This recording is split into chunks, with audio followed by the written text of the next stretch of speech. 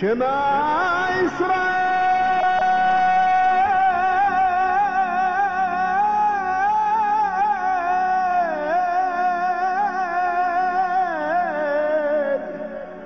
Adonai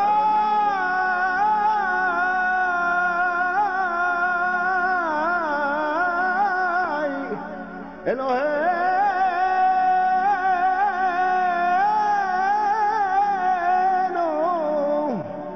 Adonai Echad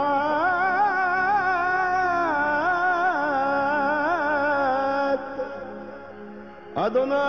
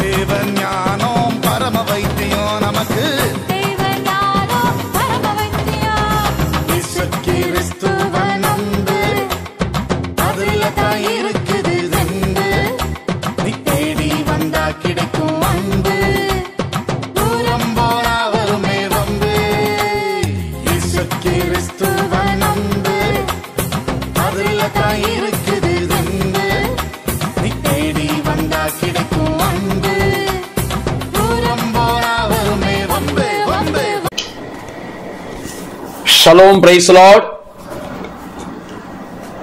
நம்முடைய பிதாவாகிய தேவனாலும் நம்முடைய கர்த்தராகிய இயேசு கிறிஸ்துவினாலும் நம் அனைவருக்கும் கிருபையும் சமாதானமும் உண்டாவதாக.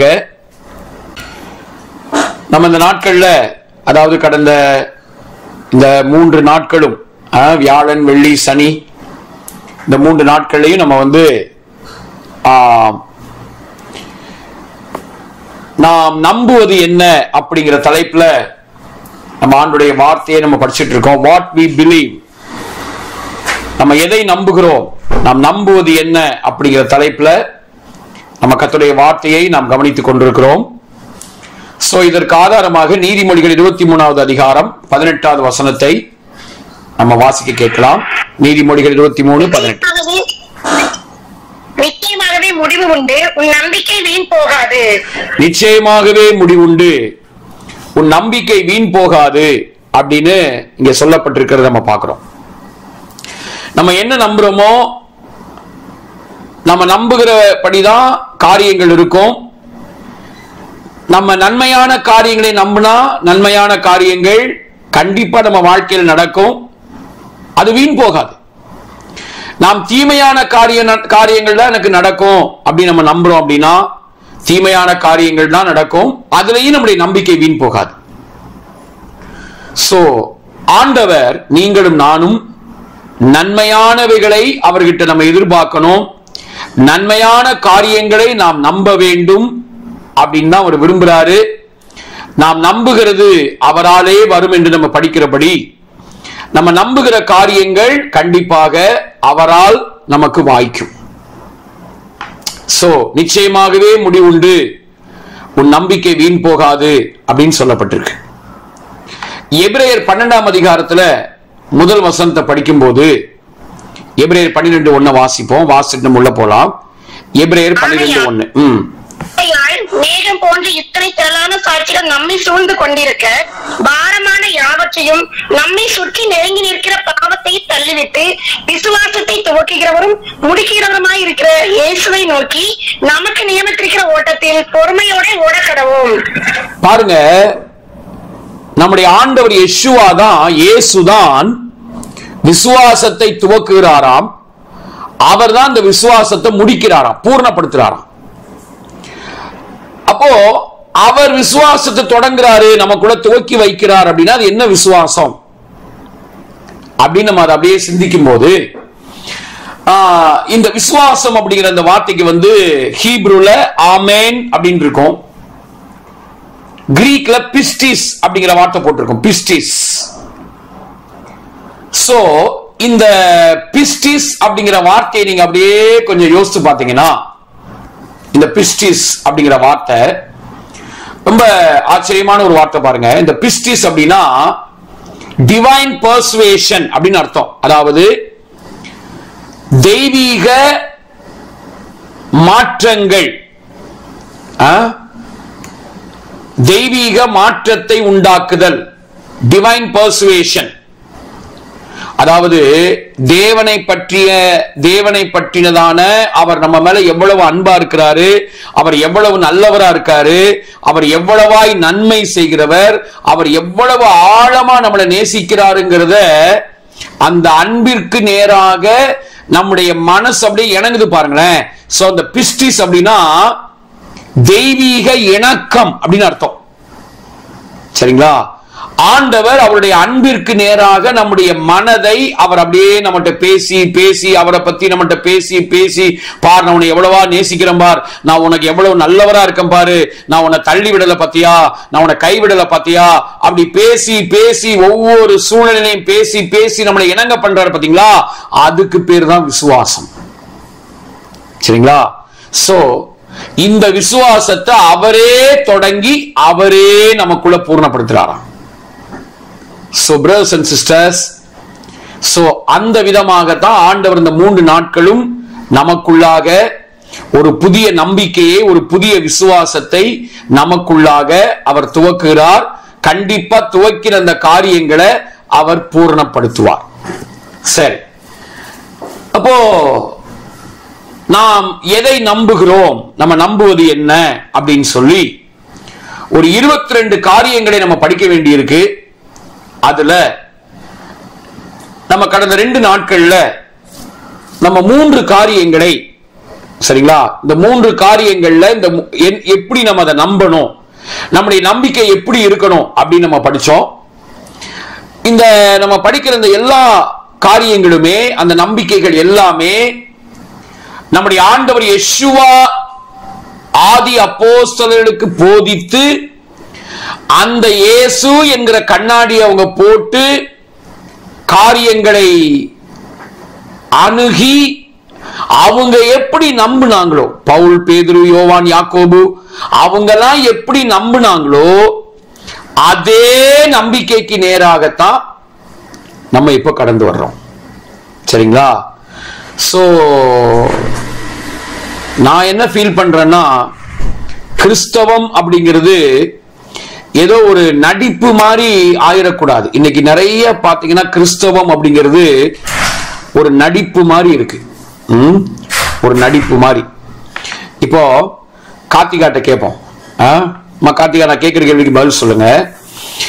இப்போ ஒரு கூட்டம் நடக்குது, சபையில ஒரு கூட்டம் நடந்துகிட்டு இருக்குன்னு வைங்களேன். இப்படி கூட்டம் நடந்துகிட்டே இருக்கும்போது நல்ல பாட்டெல்லாம் பாடிட்டு இருக்காங்க, பயங்கரமா ஆவி நிரம்பி அப்படி எல்லாம் போயிட்டு இருக்கும்போது திடீர்னு யாரோ ஒருத்தர் மயங்கி விழுந்துடுறாங்க. மயங்கி விழுந்துட்டாங்க. யாரோ ஒரு நபர், ஒரு பிரதரோ சிஸ்டரோ மயங்கி விழுந்துட்டாங்க. டக்குனு டாக்டர் இருக்காரு, அவர் செக் பண்ணி பாக்குறாரு, பிபி எல்லாம் லோ ஆயிடுச்சு அப்படி ஏதோ ஒண்ணு சொல்றாரு. இப்போ மயங்கி விழுந்துட்டாங்க, பிபி லோ ஆயிடுச்சு, ஏதோ ஒண்ணு அப்படி கேள்விப்படுறோம். இப்போ சபையில இப்படி கூட்டங்கள் நடந்துட்டு இருக்கிற சூழல்ல இப்படி ஆன உடனே எல்லாருக்கும் இப்ப என்ன தோணுது? இப்ப பரவலா இப்ப இல்லம்மா, இல்ல அத கேட்கல. அடுத்து அவங்க என்ன ரியாக்ஷன் பண்றாங்க, என்ன செய்யணும், அவங்க என்ன பண்ணணும்னு தோணுது? இப்ப மயங்கி விழுந்துட்டாங்கன்னு வைங்களேன், என்ன பண்ணணும்னு தோணுது? தண்ணி தெளிச்சு எழுப்புவாங்க. எழும்பல. அடுத்து பிபி சுகர், யாராவது ஃபர்ஸ்ட் எய்டு சுகர்காரங்க இருக்கிறவங்களா இருந்தா ஒரு சாக்லேட் வாயில போடுவாங்க. சரி, எது அதெல்லாம் ஒர்க் அவுட் ஆகல, என்ன பண்ணுவாங்க? ஏதாவது டாக்டர்கிட்ட தூக்கிட்டு போயிடுவாங்க. 108க்கு போன் பண்ணி என்ன செய்வாங்க? உடனடியாக டாக்டர் கிட்ட கொண்டு போவாங்க. ஆனா இங்க பயங்கர ஆவி நிறைவு, பயங்கரமா எல்லாம் நடக்கும். அப்படியே சும்மா பாடல் பாடுறதும், இயேசு சுகமாக்குறார், தழும்புகளால் சுகமாகிறோம் அப்படின்னு பாட்டெல்லாம் நடக்கும் இல்லைங்களா? பாட்டெல்லாம் பயங்கரமா நடக்கும். ஆனா இப்படி ஒரு காரியம் ஆன உடனே எங்கயா இயேசு சுகமாக்குறார் தானே, ஏன் எல்லாரும் அப்படி சுத்தி நின்று அவங்களுக்காக ஜெபிக்கலாமே, ஜெபிச்சு அவங்கள சுகப்படுத்தும்படியான காரியத்தை செய்யாம ஏன் உடனடியா நம்முடைய மைண்ட் வந்து தூக்கு தூக்கு தூக்கு டாக்டர் கொண்டு போ, டாக்டர் கொண்டு போ, 108க்கு போன் பண்ணு அப்படின்னு ஏன் மனசு சொல்லுது? சரி, இப்போ ஆதி அப்போஸ்தலர்கிட்ட போவோமா? அவங்கள்ட்ட போவோம். அவங்க இந்த மாதிரி சூழ்நிலையில என்ன செய்வாங்க, என்ன செஞ்சாங்க அப்படின்னு பார்க்கலாமா? தவறு விட்டு வருது. என்ன சொன்னீங்கன்னே புரியல. ஒரு நிமிஷம், என்ன சொன்னீங்கன்னே புரியல. அதாவது விட்டு வருது. இப்ப கேக்குதா? இப்ப கேக்குதா? இப்ப கேக்குதுங்க. இல்ல, ஆதி அப்போஸ்தலர்கள் இப்ப நம்ம ஆளுங்க வந்து இப்படி ஏதாவது ஒண்ணு ஆயிடுச்சுன்னா உடனே டாக்டர்கிட்ட கூட்டிட்டு போங்க, தூக்கு தூக்கு தூக்கு டாக்டர் கொண்டு போ அப்படின்னு சொல்றாங்க. ஆனா ஆதி அப்போஸ்தலர்கள் என்ன செஞ்சாங்க? அவங்க இப்படி கூட்டம் நடத்தும் போது அங்க ஒருத்த மயங்கி விழுந்தா ஏதாவது ஒண்ணு ஆயிடுச்சுன்னா உடனே டாக்டரை தேடி ஓடினாங்களா? என்ன நடந்துச்சு அப்படிங்கறத அவங்ககிட்ட போய் நம்ம பார்க்கலாம். சரியா? அப்போஸ்தலர் 20ஆம் அதிகாரத்துக்கு வாங்க. அங்கதான் கஸ்டர் பவுல் வந்து என்ன செய்வார்னா, ஒரு இடத்துல வந்து ரொம்ப நேரம் பிரசங்கம் பண்ணுவார். நைட்டெல்லாம் அங்க விளக்கு எல்லாம் வச்சிருக்கோம். மேல் வீட்டறையில நல்ல மாடி, இப்ப நம்ம சபை இருக்கிற மாதிரி மாடி மேல மேல் வீட்டறையில ஃபர்ஸ்ட் ஃப்ளோர்ல பயங்கரமா பிரசங்கம் நடக்குது. பவுல் வந்து ரொம்ப நைட்டெல்லாம் பிரசங்கம் பண்றார், டைம் பார்க்காம பிரசங்கம் பண்றார். அங்க அந்த நாட்கள் எல்லாம் 1 மணி நேரத்துல முடிக்கணும், 2 மணி நேரத்துல முடிக்கணும், ரொம்ப நீங்க எடுத்துக்கிட்டு போறீங்க, அதெல்லாம் அங்க வேலைக்கே ஆகாது. அவருக்கா எப்போ போதும்னு மனசுல படுதோ அது வரைக்கும் அவர் பேசிக்கிட்டே இருப்பாரு, மக்களும் கேட்டுக்கிட்டே இருந்தாங்க. இப்ப அந்த மாதிரி ஒரு நீண்ட பிரசங்கம் நைட்ல நடக்குதுங்க. இன்னைக்கு நம்ம ஆளுங்க செய்யற மாதிரியே அன்னைக்கும் பிரசங்கத்துல ஒருத்தன் தூங்கி விழுந்திருக்கான். சரியா? என்ன மேட்டர்னா, உட்கார்ந்து இருந்தவன் எங்க உட்கார்ந்துட்டான்னா அந்த வீட்டுல எல்லாருக்கும் சேர் எல்லாம் போட்டிருப்பாங்கல்ல, அங்க உட்காராம இவன் பயங்கர வாலிபன், கட்டிலங்காலை போல தெரியுது, அந்த ரத்த துடிப்பு, என்ன பண்ணிட்டான், ஜன்னல் மேல உட்கார்ந்துருக்கான். வீட்டு மாடியில அந்த மேல ஜன்னல்ல உட்கார்ந்துருக்கான். என்ன நடந்துச்சு படிக்கலாமா? எத்தனாம் வசனம் அது? 7ல இருந்து படிங்க. வாரத்தின் முதல் நாளிலே அப்பம் பிக்கும்படி சீசர்கள் கூடி வந்திருக்கையில் பவுல் மறுநாளிலே புறப்பட வேண்டும் என்று இருந்து அவர்களுடனே சம்பாஷித்து நடுராத்திரி மட்டும் பிரசங்கித்தான். அவர்கள் கூடியிருந்த மேல் வீட்டிலே அநேக விளக்குகள் வைத்திருந்தது. அப்பொழுது ஐத்திகு என்னும் பெயர் கொண்ட ஒரு வாலிபன் ஜன்னலில் உட்கார்ந்திருந்து பவுல் நெடுநேரம் பிரசங்க பண்ணி கொண்டிருக்கையில் மிகுந்த தூக்கமடைந்து நித்திரை மயக்கத்தினால் சாய்ந்து 3ஆம் மெத்திலிருந்து கீழே விழுந்து மரித்தவனாய் எடுக்கப்பட்டான். 3வது கவனிங்க, மயங்கி அங்க அந்த இடத்துல மயங்கி விழல. இப்ப நான் கூட ஃபர்ஸ்ட் ஃப்ளோர்னு சொல்றேன், அங்க பார்த்தா 3rd ஃப்ளோர். அப்படிதானே போட்டிருக்கு? ஆமாங்க ஐயா, 3rd ஃப்ளோர். 3வது மாடியில இருந்து கீழே விழுந்திருக்காரு ஐயா. தூங்கி விழுந்து அந்த தூக்கத்துல ஜன்னல் மேல உட்கார்ந்தவர் தூக்கத்துல அப்படியே அந்த தூங்கி விழுந்ததுல அப்படியே எப்படி விழுந்திருப்பாரு நீங்க கற்பனை பண்ணி பாருங்க. கொஞ்சம் மேல இருந்து கீழே விழுந்திருக்காருங்க. தலையில விழுந்தாரா, எப்படி விழுந்தாருன்னு நீங்க தான் கற்பனை பண்ணி பார்க்கணும். எப்படி விழுவாங்க? ரூபிஸ் மேல இருந்து அப்படி கீழே 3வது மாடியில இருந்து அப்படி தூங்கி விழலாம், எப்படி விழணும்?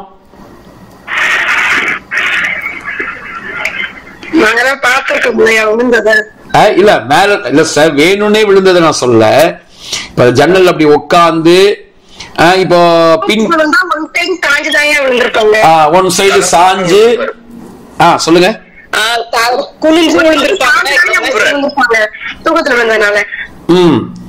இப்படி எல்லாம் வந்து இப்படி பயங்கரமா மேல இருந்து கீழே விழுந்திருக்காங்க. மரித்தவனா எடுக்கப்பட்டான்னு போட்டிருக்கு. ஆனா அந்த உடம்புல என்னென்ன சிதைவுகள்லாம் வந்துச்சுன்னு நமக்கு தெரியாது இல்லையா? அது டீட்டெயிலா எழுதல, பதிவு செய்யல.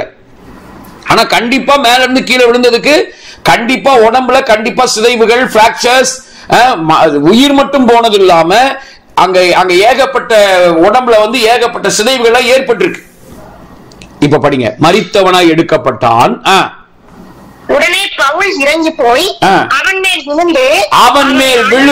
அவன் மேல் விழுந்து டாக்டர்கிட்ட போனோம். ஏய் தூக்குடா, டேய் 108க்கு போன் பண்றா. இல்ல அந்த நாட்கள்ல இருந்த மாதிரியப்பா அங்க யாருப்பா பெஸ்ட் டாக்டர் யாருப்பா, அங்க போய் பாருப்பா, அங்க கூட்டிட்டு போப்பா, சீக்கிரம்பா தூக்குப்பா அப்படிலாம் ஒன்னும் சொல்ல. விழுந்து படிங்க சார். அவனை அணைத்துக் கொண்டு தயங்காதிருங்கள், இவன் உயிர் இவனுக்குள் இருக்கிறது என்றான். விழுந்து அணைத்துக் கொண்டு, மரித்தவனா டெட் பாடி ஆயிடுச்சுங்க. டெட் பாடியா இருக்கும் போதும் பவுலுக்கு தைரியம் வருது. எதுக்கு? அந்த பாடி மேல விழுந்து அந்த பாடியை அணைக்கிறாரு. அணைச்சிட்டு சொல்றாரு, இவனுடைய உயிர் இவனுக்குள்ளதான் இருக்குது அப்படின்னு சொல்றாரு. படிங்க சார் தொடர்ந்து. பின்பு ஏறி போய் அப்பம் பிட்டு புசித்து விடியற் காலம் அளவும் வெகு நேரம் பேசிக் கொண்டிருந்து நம்ம சபையில ஆராதனை நடக்கும் போது அந்த மாதிரி ஒரு சம்பவம் நடந்தப்போ ஆராதனை நிறுத்திட்டோம் இல்லையா? ஆராதனை பாதியிலேயே நின்றுச்சு, நிறுத்திட்டோம். ஏன்னா நம்முடைய நம்பிக்கை அவ்வளவுதான். ஆனா அவங்க பாருங்க, அவன் உயிரோட தான் இருக்கான், ஓகேயா, ஒன்னும் ஆகாதுடா, டே ஒன்னும் நடக்காதா, அவன் உயிரோட எழும்பிடுவான்டா, அவன் உயிரோட தானே இருக்கான், உயிர் அவனுக்குள்ள தானே இருக்கு, ஒண்ணுக்கா, யாரும் பயப்படாதீங்க, எங்க எதுவும் இதாகாதீங்க, டைவர்ட் ஆகாதீங்க, பிரசங்கத்தை கேள்வி, உட்கார் அப்படின்ட்டு அடுத்து போட்டிருக்கு. வெகு நேரம். அதுக்கப்புறமும் என்ன பண்ணாரா? வெகு நேரம் பிரசங்கம் பண்ணியிருக்காரு. தொடர்ந்து படிங்க சார். அந்த வாலிபனை அவர்கள் உயிருள்ளவனாக கூட்டிக் கொண்டு வந்து மிகுந்த ஆறுதல் அடைந்தார்கள். உயிருள்ளவனா கூட்டிட்டு வந்தாங்களா? மிகுந்த ஆறுதல் அடைந்தார்களாம். இது எப்படிங்க சாத்தியம்? நம்மள மாதிரி அவங்களுக்கும் நம்மள மாதிரி தானங்க மனசு இருக்கு. அவங்க மட்டும் தெய்வ பிறவிகளா?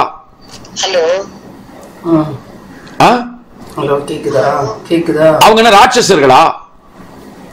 அவங்க மட்டும் தெய்வ பிறவிகளா? அவங்க வானத்திலிருந்து குதிச்சாங்களா? நமக்கு இருக்கிற மாதிரியே மனசுதானே அவங்களுக்கும் இருக்கு. நமக்கு இருக்கிற மாதிரியே தானே இருதயம் அவங்களுக்கும் இருக்கு. நமக்கு இருக்கிற மாதிரி தானே 2 காலு 2 கை 1 தலை வாய் எல்லாமே இருக்கு. ஆனா அவங்களுக்கு மட்டும் இப்படி ஒரு தைரியம் எப்படிங்க வந்துச்சு? ஹலோ, இருக்கீங்களா? எப்படி தைரியம் வந்துச்சு? அவங்க நம்பின நம்பிக்கை. சரிங்களா? அவங்க நம்பின அந்த நம்பிக்கை. சோ அந்த அந்த நம்பிக்கையில அவங்க உறுதியா இருந்ததுனால, பாத்துக்கலாம்யா, ஒண்ணு நடக்காதுடா, டேய் அவன் சாக மாட்டான், அவன் உயிரோட தான் இருக்கான் அப்படின்னு சொல்லி ஊழியம் நிக்காம தொடர்ந்து ஊழியத்தை ஒரு கண்டினியூ பண்ணி முடிச்சுட்டு தான் கிளம்புறார். So brothers and sisters, அன்னைக்கு பைபிள்ல இப்படி எல்லாம் நடந்தது போட்டிருக்கே, அதே ஆண்டவர் அன்னைக்கு இருந்த ஆண்டவர் மாறிட்டாரா? இன்னைக்கு அவருக்கு அந்த மாதிரியான காரியங்களை செய்வதற்கு அவருக்கு வல்லமை இல்லையா, சக்தி இல்லையா? அப்ப நம்ம பாடுற பாட்டு, நம்ம பண்ற பிரசங்கம் எல்லாமே ஒரு நடிப்பா தானே இருக்கு, ஏதோ ஒரு பெர்ஃபார்மன்ஸா தானே இருக்கு. அது நிஜமாக இல்லையே. நிஜத்துல அது நடக்கணும் தானே, நிஜத்துல அந்த காரியத்தை நம்ம பார்க்கணும்ல. அப்ப ஏன் பார்க்கல? நம்ம நம்புகிறது தப்பா நம்பிக்கிட்டு இருக்கோங்கிறத புரிஞ்சுக்கோங்க பிரதர்ஸ் அண்ட் சிஸ்டர்ஸ். நமக்கு நிறைய தப்பான காரியங்களை போதிச்சு, நிறைய விஷயங்களை மதத்தினுடைய காரியத்தை உள்ள திணிச்சு, நிறைய காரியங்கள்ல நம்முடைய நம்பிக்கைகளை திசை திருப்பி விட்டுருக்காங்க அப்படிங்கறத நீங்க புரிஞ்சுக்கோங்க. இப்போ நான் பேரெல்லாம் சொல்ல விரும்பல. ஒரு பெரிய ஸ்தாபனங்க, ஒரு பெரிய ஆவிக்குரிய ஸ்தாபனம். அங்க கன்வென்ஷன் நடக்குது. 4 நாள் அங்க கன்வென்ஷன். 4 நாள் கன்வென்ஷனுக்கு வேலை செய்யறதுக்காக எல்லாம் போயிருக்காங்க. அதுல ஊழியத்துக்காக, கல்யாணமே பண்ணிக்காம ஊழியம் செய்யணும் அப்படின்னு ஊழியத்துக்கு ஒப்பு கொடுத்த ஒரு 20 வயசு வாலிபன். ஊழியத்துக்கு 2 வருஷம் தான் ஆகுது. 18 வயசுல அவங்க அம்மா அப்பா அந்த பையனை ஊழியத்துக்கு ஒப்பு கொடுத்திருக்காங்க. அந்த பையன் ஊழியத்துக்கு கல்யாணம் பண்ணாம 18 வயசுக்கு கல்யாணம் கடைசி வரைக்கும் பண்ணக்கூடாதுன்னு அவன் தீர்மானம் பண்ணி, அவனுடைய 20வது வயசு அந்த டைம்ல. சோ இந்த கன்வென்ஷன் அங்க நடந்துகிட்டு இருக்கு. கன்வென்ஷனுக்கு முந்தின நாள் என்ன செய்யறாங்க? அங்க வந்து இந்த கிளீனிங் ஒர்க் எல்லாம், அந்த கிரவுண்ட் எல்லாம் கரெக்ட் பண்றது, ஹாலை கிளீன் பண்றது எல்லாம் பண்ணும்போது கிணத்துக்குள்ள இறங்கி ஏதோ ஒரு ஒர்க் பண்ண வேண்டிய ஒரு சூழல் அங்க ஏற்படுது.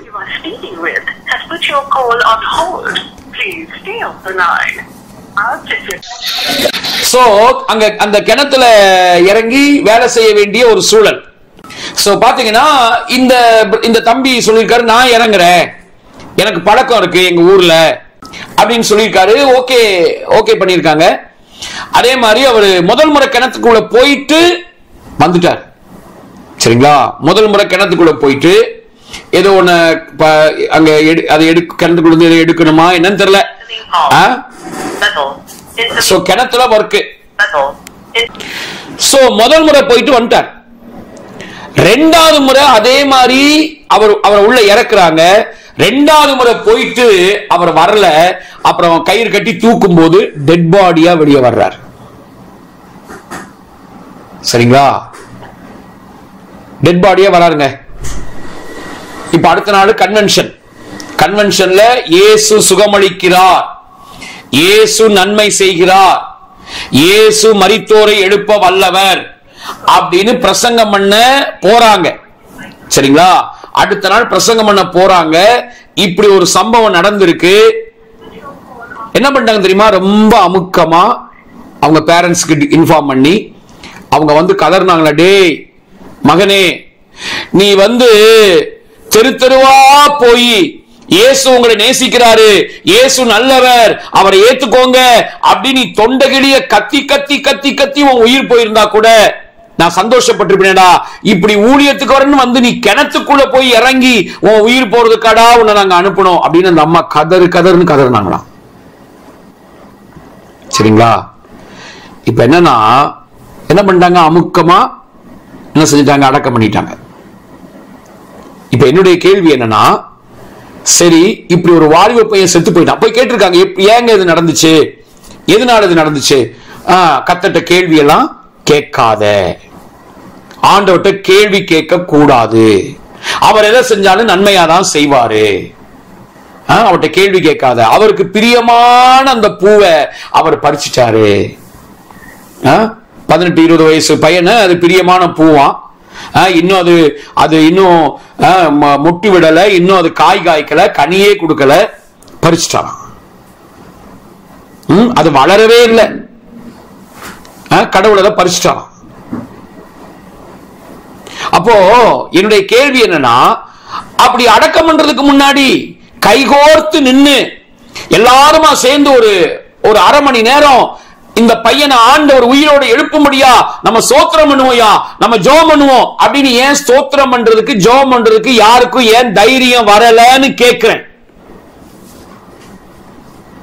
பதில் சொல்லுங்க. ஏங்க தைரியம் வரல? ஏன் பண்ணக்கூடாதா? தப்பா அது? அப்படி ஜெபம் பண்ணக்கூடாதா?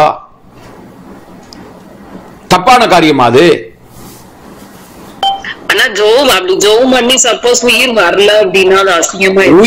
உயிர் வராததும் வர்றதும் அவர் கையிலமா இருக்கு, அவர் கையில இருக்கு.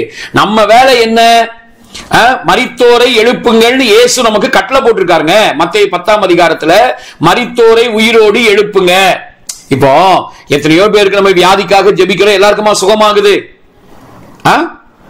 ஆனா நம்ம ஜெபிக்கிறோம், அதுல 1-2 சுகமாகுது, 1-2 சுகமாகாம போகுது, ஜெபிக்கிறோம். அந்த மாதிரி ஏன் ஜெபிக்க கூட? அதுல என்ன உனக்கு ஒரு அசிங்கம்? அது நடந்தா அவருக்கு, நடக்கிறனாலும் அவருக்கு தான். கேட்டா சொல்ல வேண்டியதாங்க, நாங்க எங்க சைட்ல நாங்க ஜெபிக்கிறது, நாங்க ஜெபம் பண்ணிட்டோங்க, எழுப்புறது அவர் கையில இருக்கு. வியாதினா கூட சரி அப்படிங்கிறது வந்து ஓரளவுக்கு அக்செப்ட் பண்ணிக்க முடியும். ஆனா ஒரு மரணத்துல நான் என்ன கேக்குறேன், பைபிள்ல மரித்தோரை இயேசு எழுப்பினாரு, இந்த இவன் மேல இருந்து கீழே விழுந்திருக்கான், இவனை எழுப்பினது உண்மைதானே? இது பொய்யா? இது கதையா? இது நிஜம் தானே?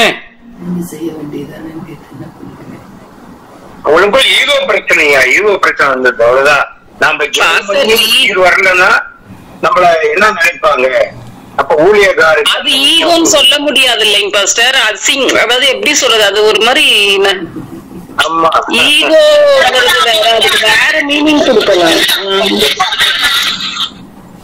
அதாவது கடந்து போகும்போது சமுதாயத்துல கடந்து போகும்போது அந்த ஊழியக்கார ஜாப் பண்ணி உயிர் வரல வந்துருச்சு அப்படின்னு அது வந்து அந்த ஊழியத்தையே அது அவரோட அந்த கெரியரையே அசிங்கம் பண்ற மாதிரி இருக்கும் இல்லனா அதெல்லாம் இங்க மேட்டர் இல்லம்மா.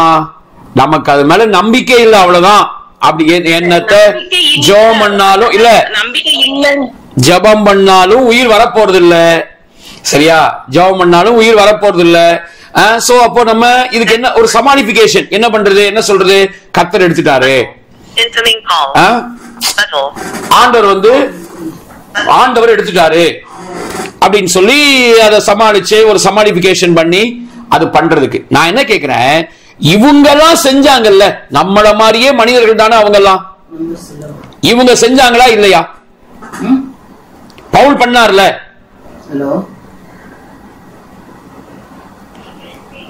சோ நீங்க சொல்ற அந்த நடக்காம போன அந்த ஊழியத்துக்கு தானே அசிங்கம், அதெல்லாம் வந்து செகண்ட் மேட்ரு, அதெல்லாம் வெளியே தெரியுற மேட்ரு. உள்ள என்னன்னா நம்முடைய நம்பிக்கைகள்ல மிஸ்டேக் இருக்கு, நம்ம நம்புற காரியங்கள்ல மிஸ்டேக் இருக்கு.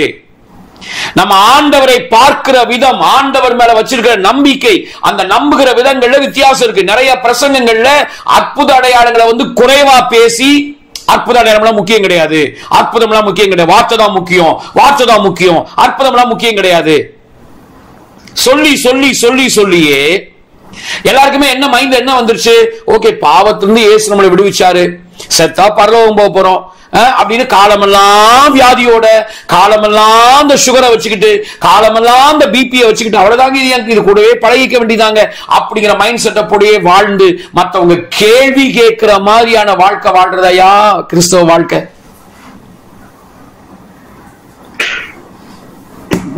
யோசிச்சு பாருங்க, திங்க் பண்ணுங்க.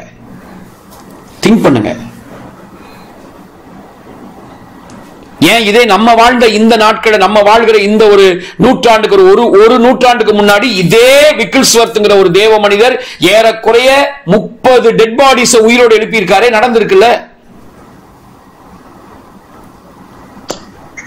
நம்ம புக்ல தானே நான் படிக்கிறேன், நம்ம டைரக்டா பார்க்கலன்னா. அதான் சொல்றேன், ஏன் பார்க்கல? இல்ல ஏன் பார்க்கலன்னா ஊழியர்களுக்கு நான் என்ன சொல்றேன், ஒரு அடியாவது எடுத்து வைக்கணும் இல்லையா? அதுக்காக ஓகேங்க, அதுக்காக ஜெபிக்கிறாங்க. 1 எலும்பல, 2 எலும்பல, 3 எலும்பல, 4 எலும்பல, ஏன் 5வது எலும்பிரும்? நம்ம தொடர்ந்து நம்முடைய விசுவாசம் பலப்பட. இப்ப நீங்க கேட்கலாம், நீங்க செய்றீங்களான்னு. நான் ஒரு 2-3 டெட் பாடிஸ்க்கு நான் பண்ணிருக்கேன், நம்ம சபையார் சாட்சி. அதுக்கு நான் ரூபி ஸ்டார்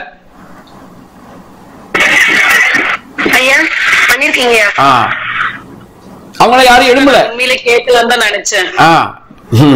சும்மாலாம் பேச மாட்டோம்ல.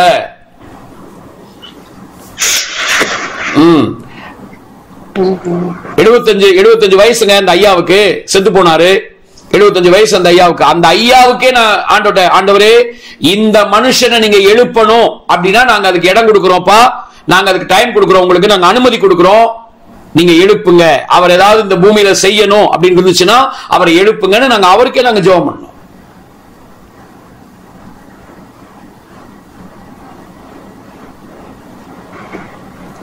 சோ ஏன் நமக்கு இந்த தைரியம் கூட வரல? நான் என்ன கேட்கிறேன், எழுப்பாதெல்லாம் மேட்டர் இல்லைங்க, ஏன் நமக்கு இந்த தைரியம் கூட வரமாட்டேங்குது? இப்படி நம்ம ஜெபிக்கணும். யோசிச்சு பாருங்க கார்த்திகா, யோசிச்சு பாருங்க. ஆனா இல்ல, அது வந்து உண்மைதான். நமக்கு வந்து அந்த நம்பிக்கை இல்லதான், ஆள் மனசுல கூட அந்த நம்பிக்கை இல்லாததுனாலதான் இறந்துட்டாங்களா, அவ்வளவுதான், அடக்கம் பண்ண. அததான் சொல்ல வரேன். இப்போ இந்த ஊழியத்துக்கு அசிங்கம் நடக்கலன்னா என்ன பண்றது, அதெல்லாம் வெளியே தெரியுற மேட்ரு. உள்ள என்னன்னா அந்த நம்பிக்கை, மனசுலயே நம்பிக்கை இல்ல, அவ்வளவு இறந்துட்டாங்களா, அவ்வளவுதான், முடிஞ்சு போச்சு, அடக்கம் பண்ணணும், அவ்வளவு. இப்போ யோசிச்சு பாருங்க, ஒரு 8 வயசு பையன் 10 வயசு பையன் இருக்கான், அவங்க அப்பாவோ அம்மாவோ ஏதோ ஒரு சூழ்நிலையில மரிச்சு போறாங்கன்னு வைங்க.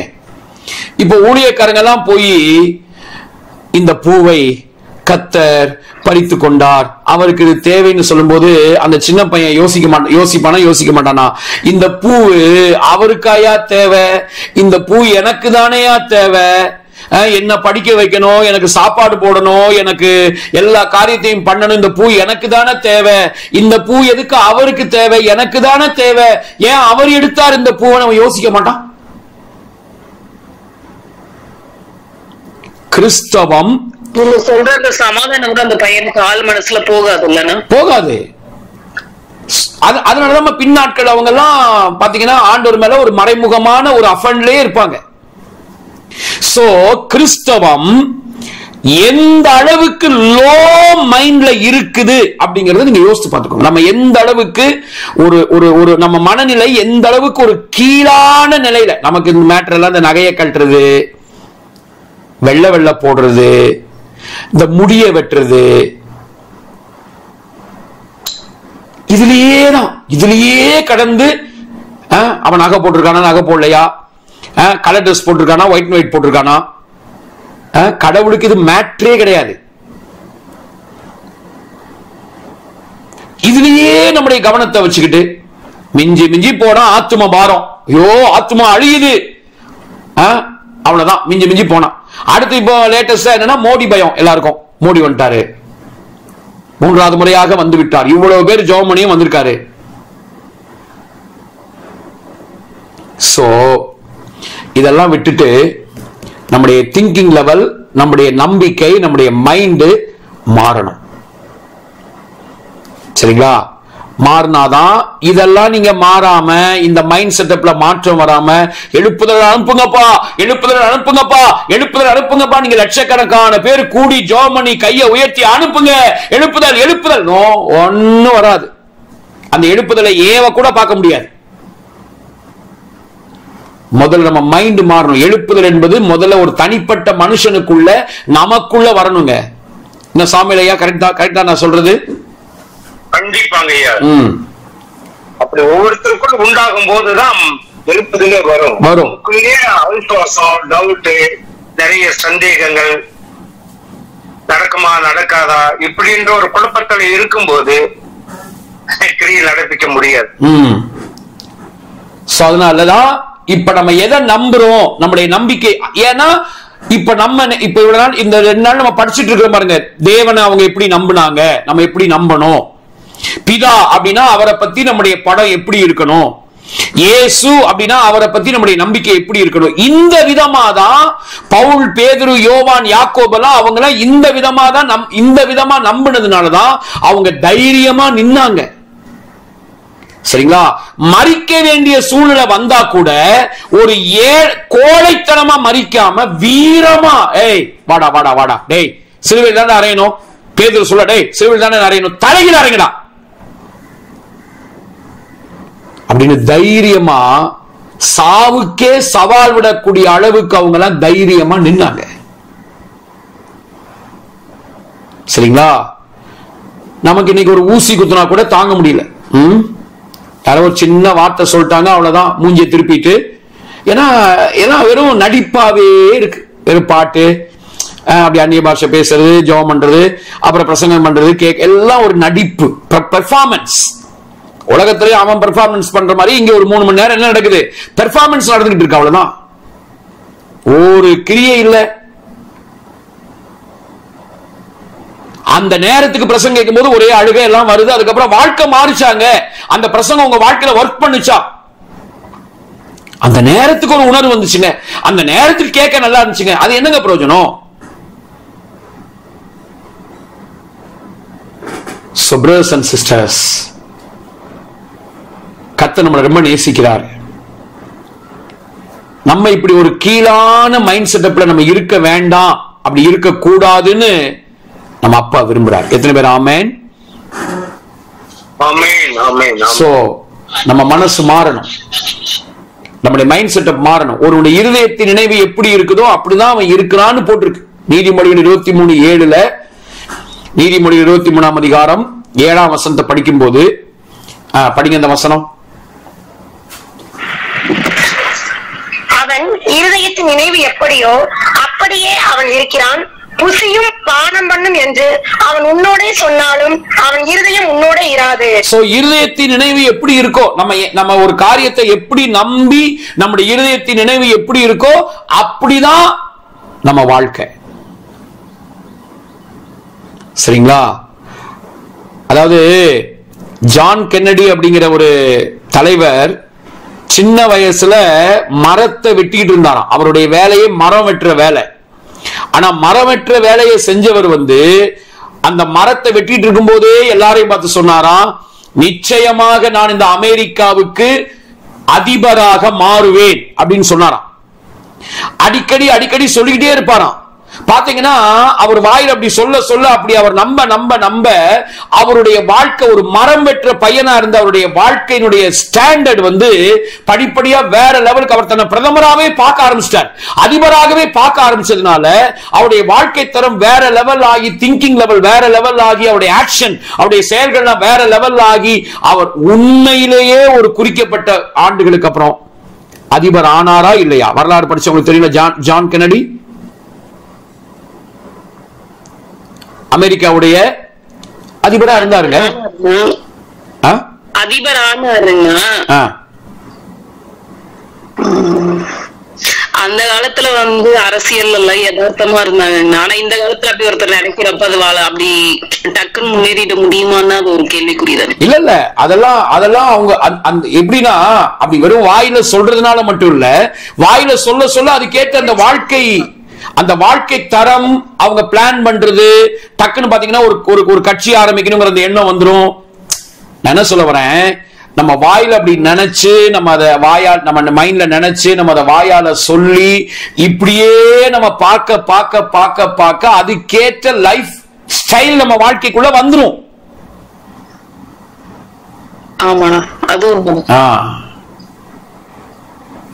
சரிங்களா? சோ நம்ம நம்புகிற நம்பிக்கை எவ்வளவு முக்கியம் அப்படிங்கறத பார்க்கணும். சரி, உள்ள போலாம். இது உங்களுக்கு கொஞ்சம் டோஸ் கொடுத்த மாதிரி உங்களுக்கு இருக்கான்னு தெரியல.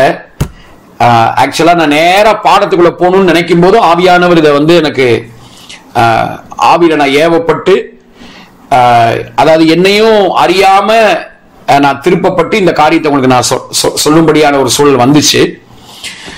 சோ நம்ம பிதாவாகிய தேவனை பத்தி பார்த்திருக்கோம். என்னெல்லாம் பார்த்திருக்கோம் சார்? சொல்லுங்க. 3 பாடத்தை பார்த்திருக்கோம். நம்ம எதை நம்பணும் அப்படின்னு சொல்லி.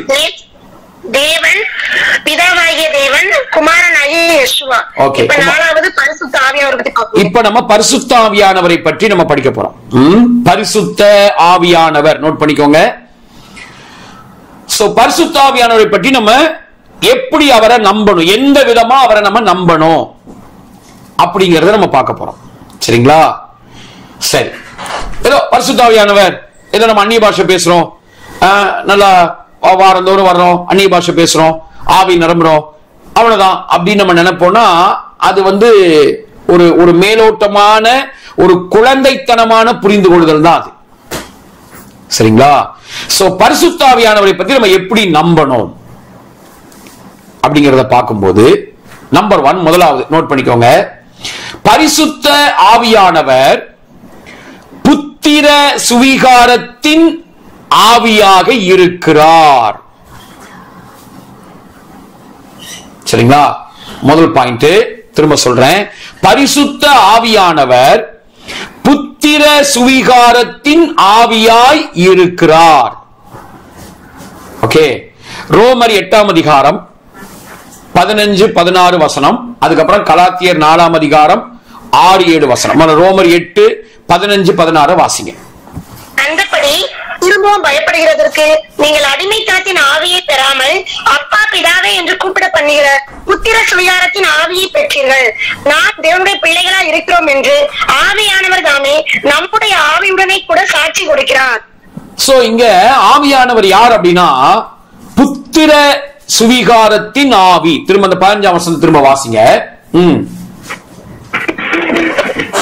அந்தபடி திரும்பவும் பயப்படுகிறதற்கு நீங்கள் அடிமைத்தனத்தின் ஆவியை பெறாமல் அப்பா பிதாவே என்று கூப்பிட பண்ணுகிற புத்திர சுவிகாரத்தின் ஆவியை பெற்றீர்கள். இங்க என்ன போட்டு தெரியுமா? திரும்பவும் நீங்க பயப்படுகிறதுக்கு அடிமைத்தனத்தின் ஆவியை பெறாமல் அப்படின்னா நீ ஆண்டவரா தேவனை தேவனா மட்டுமே பார்த்தேனா, அவர் கடவுள், அவர் தேவன், தேவன் ஆண்டவர் அப்படின்னு தேவனா மட்டும் பார்த்தேனா உனக்குள்ள என்ன வரும்னா பயம் வரும். அந்த பயத்தினால நீ என்ன ஆயிருவனா அடிமைத்தனத்துக்குள்ள போயிருவ. பழைய ஏற்பாட்டுல தேவனை தேவனாக மட்டுமே பார்த்தாங்க. சரிங்களா? தேவனை தேவனாவே பார்த்தாங்க, கடவுளை கடவுளா மட்டுமே பார்த்தாங்க. அவங்களுக்கு கடவுள் நமக்கு அப்பாவா இருக்காருங்கிறது அவங்களுக்கு அந்த அளவுக்கு அந்த வெளிப்பாடு இல்லை. சரிங்களா? ஆகவேதான் நீங்க பழைய ஏற்பாட்டில் பாத்தீங்கன்னா ஏறக்குறைய ஒரு 16 முறை தான் அவர் அப்பா, அதுவும் தனிப்பட்ட விதத்துல எனக்கு அவர் அப்பான்னு யாருமே சொல்ல. இஸ்ரவேலுக்கு அவர் அப்பாவா இருக்காரு அந்த மாதிரிதான் போட்டிருக்கும். சரிங்களா? சோ பழைய ஏற்பாட்டில் வந்து ஒரு 16 முறை தான் தேவன் அப்பா, அவர் பிதாவா இருக்காரு அப்படிங்கிறது. அதுவும் ஒரு பொதுவான விதத்துல தான் போட்டிருக்கும்.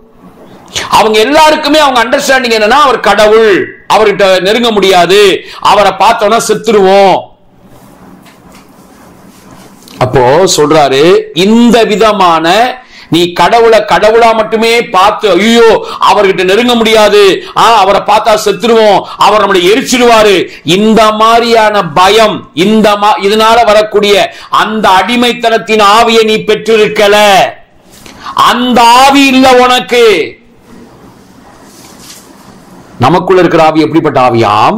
இப்ப படிங்க. நீங்கள் திரும்பவும் பயப்படுகிறதுக்கு அடிமைத்தனத்தின் ஆவியை பெறாமல் அப்பா பிதாவே என்று கூப்பிட பண்ணுகிற புத்திர சுவிகாரத்தின் ஆவியை பெற்றீர்கள். நீ ஆண்டவரை தைரியமா என்னன்னு கூப்பிடலாம். என்னன்னு கூப்பிடணும்?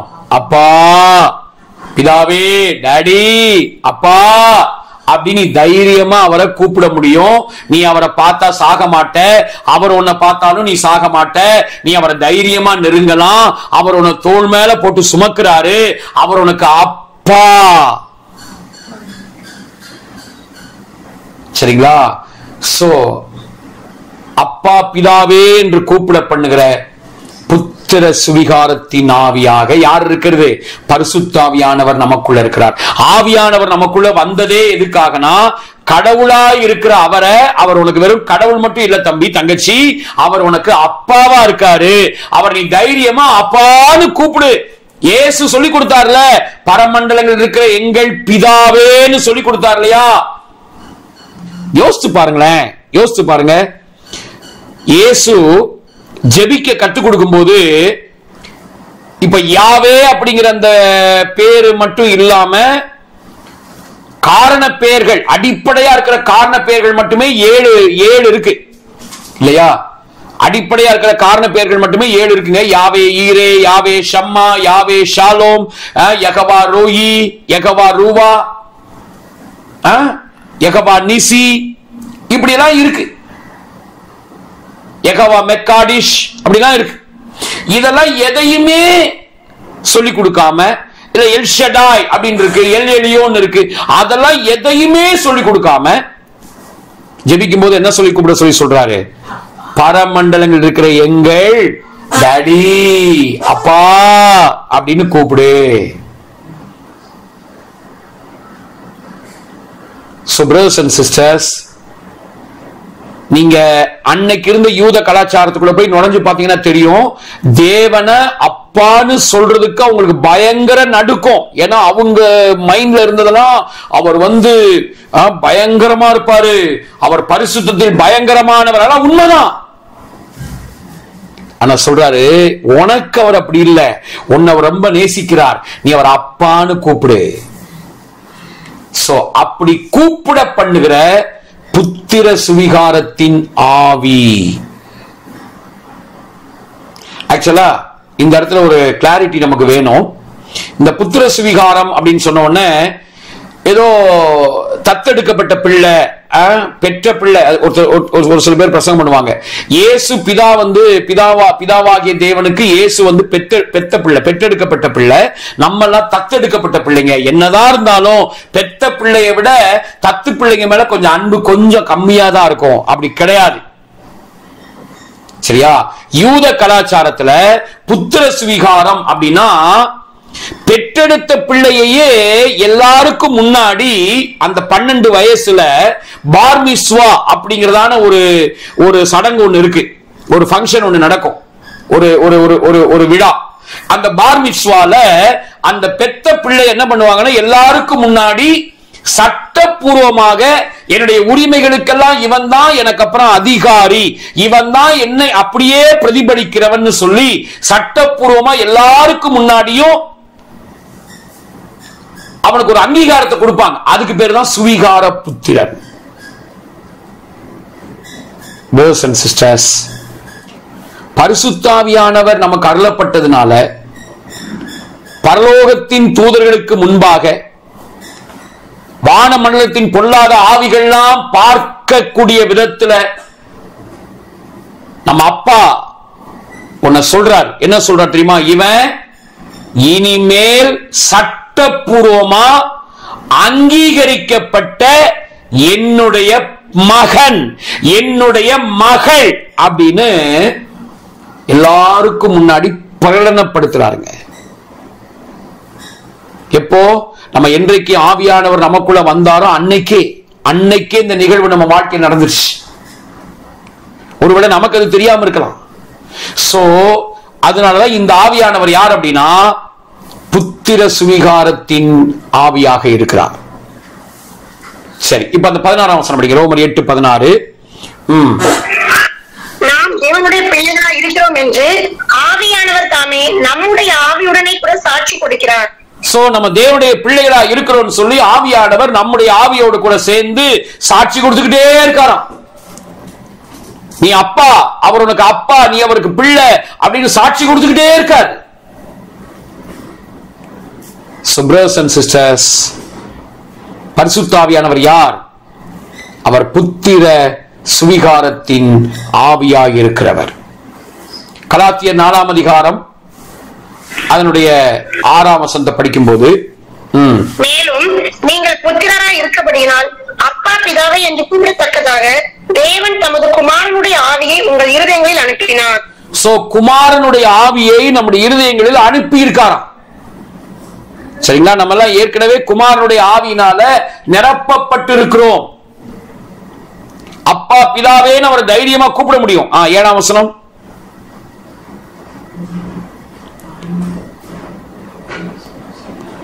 படிங்க. கலாத்தியர் 4:7.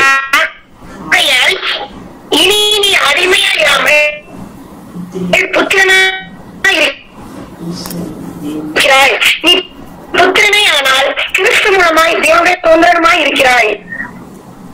அத திருவிழியத்தில் வாசிக்கலாமா? கலாத்தியர் 4:6-7 வசனத்தை அப்படி திருவிழியத்தில் வாசிக்கலாம்.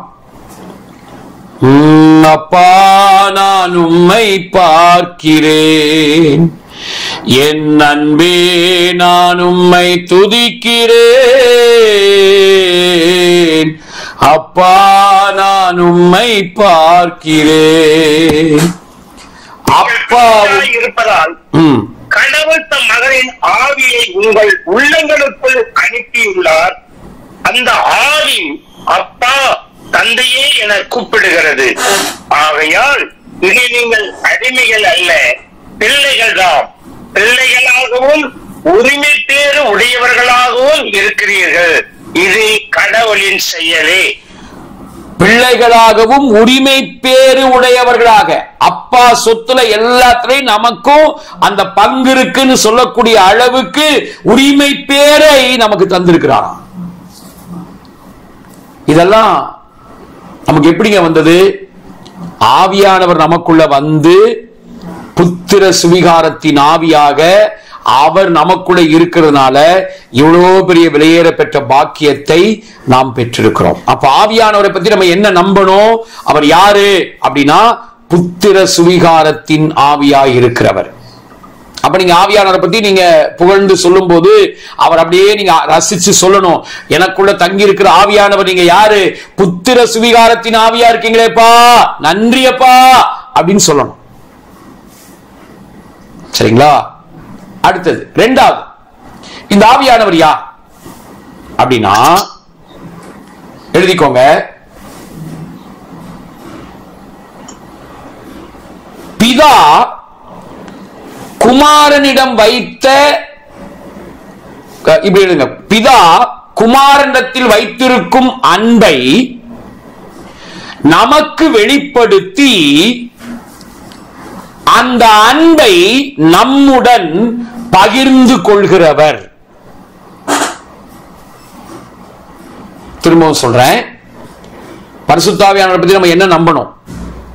பிதா குமாரனிடத்தில் வைத்திருக்கும் அன்பை நமக்கு வெளிப்படுத்தி, பிதா குமாரனை எவ்வளவா நேசிக்கிறாரு, அப்பா குமாரன் மேல எவ்வளவு அன்பா இருக்காரு அப்படிங்கறத நமக்கு வெளிப்படுத்தி, அதோட நிக்கல, அந்த அன்பை நம்முடன் பகிர்ந்து கொள்கிறவர். அப்படின்னா என்ன அர்த்தம்னா, எப்படி பிதா குமாரன் இடத்துல அன்பா இருக்காரோ அதே அன்பை ஓ மேலையும் வச்சிருக்கிறாரு அப்படிங்கிறத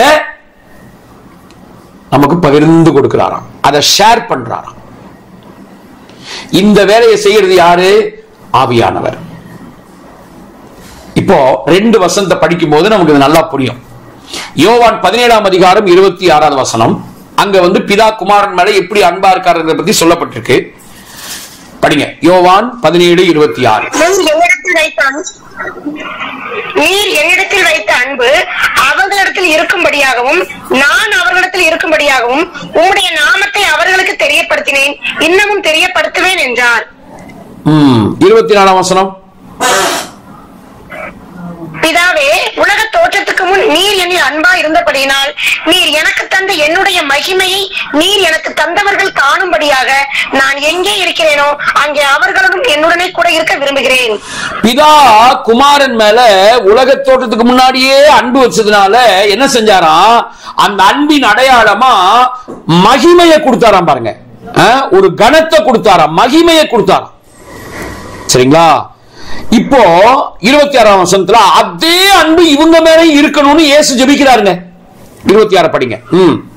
நீர் என்னிடத்தில் வைத்த அன்பு அவர்களிடத்தில் இருக்கும்படிக்கும் நானும் அவர்களிடத்தில் இருக்கும்படிக்கும் உன்னுடைய நாமத்தை அவர்களுக்கு தெரியப்படுத்தினேன், இன்னமும் தெரியப்படுத்துவேன் என்றார். டாடி, என் மேல எப்படி நீங்க அன்பு வச்சிருக்கீங்களோ அந்த அன்பையே இவங்க எல்லார் மேலையும், இவங்க எல்லாம் என்னுடைய தம்பிங்க தங்கச்சிங்களா இருக்காங்கல்ல, இவங்க எல்லார் மேலையும் எந்த வித்தியாசமும் இல்லாம என்ன நீங்க எப்படி நேசிக்கிறீங்களோ அதே அன்பை அவங்க மேலையும் நீங்க வைக்கணும் டாடி, அந்த அன்பு அவங்க மேலையும் இருக்கணும் அப்படின்னு இயேசு ஜெபிக்கிறார்.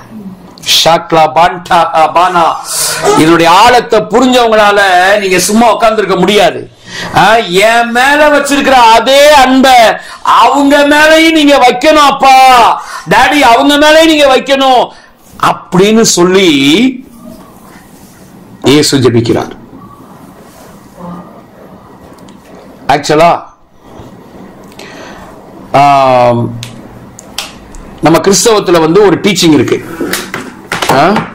என்ன டீச்சிங் அப்படின்னா,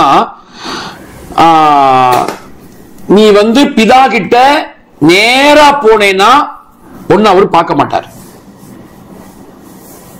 சரியா? பிதா கிட்ட நீ நேரா போனேன்னா உன்னை அவர் என்ன செய்ய மாட்டாரு? பார்க்க மாட்டாரு. நீ என்ன பண்ணணும்னா இயேசுவுக்குள்ள நீ மறைஞ்சுக்கிட்டு போனேன்னா அவர் இயேசுவை பார்த்து உனக்கு ஹெல்ப் பண்ணுவார்.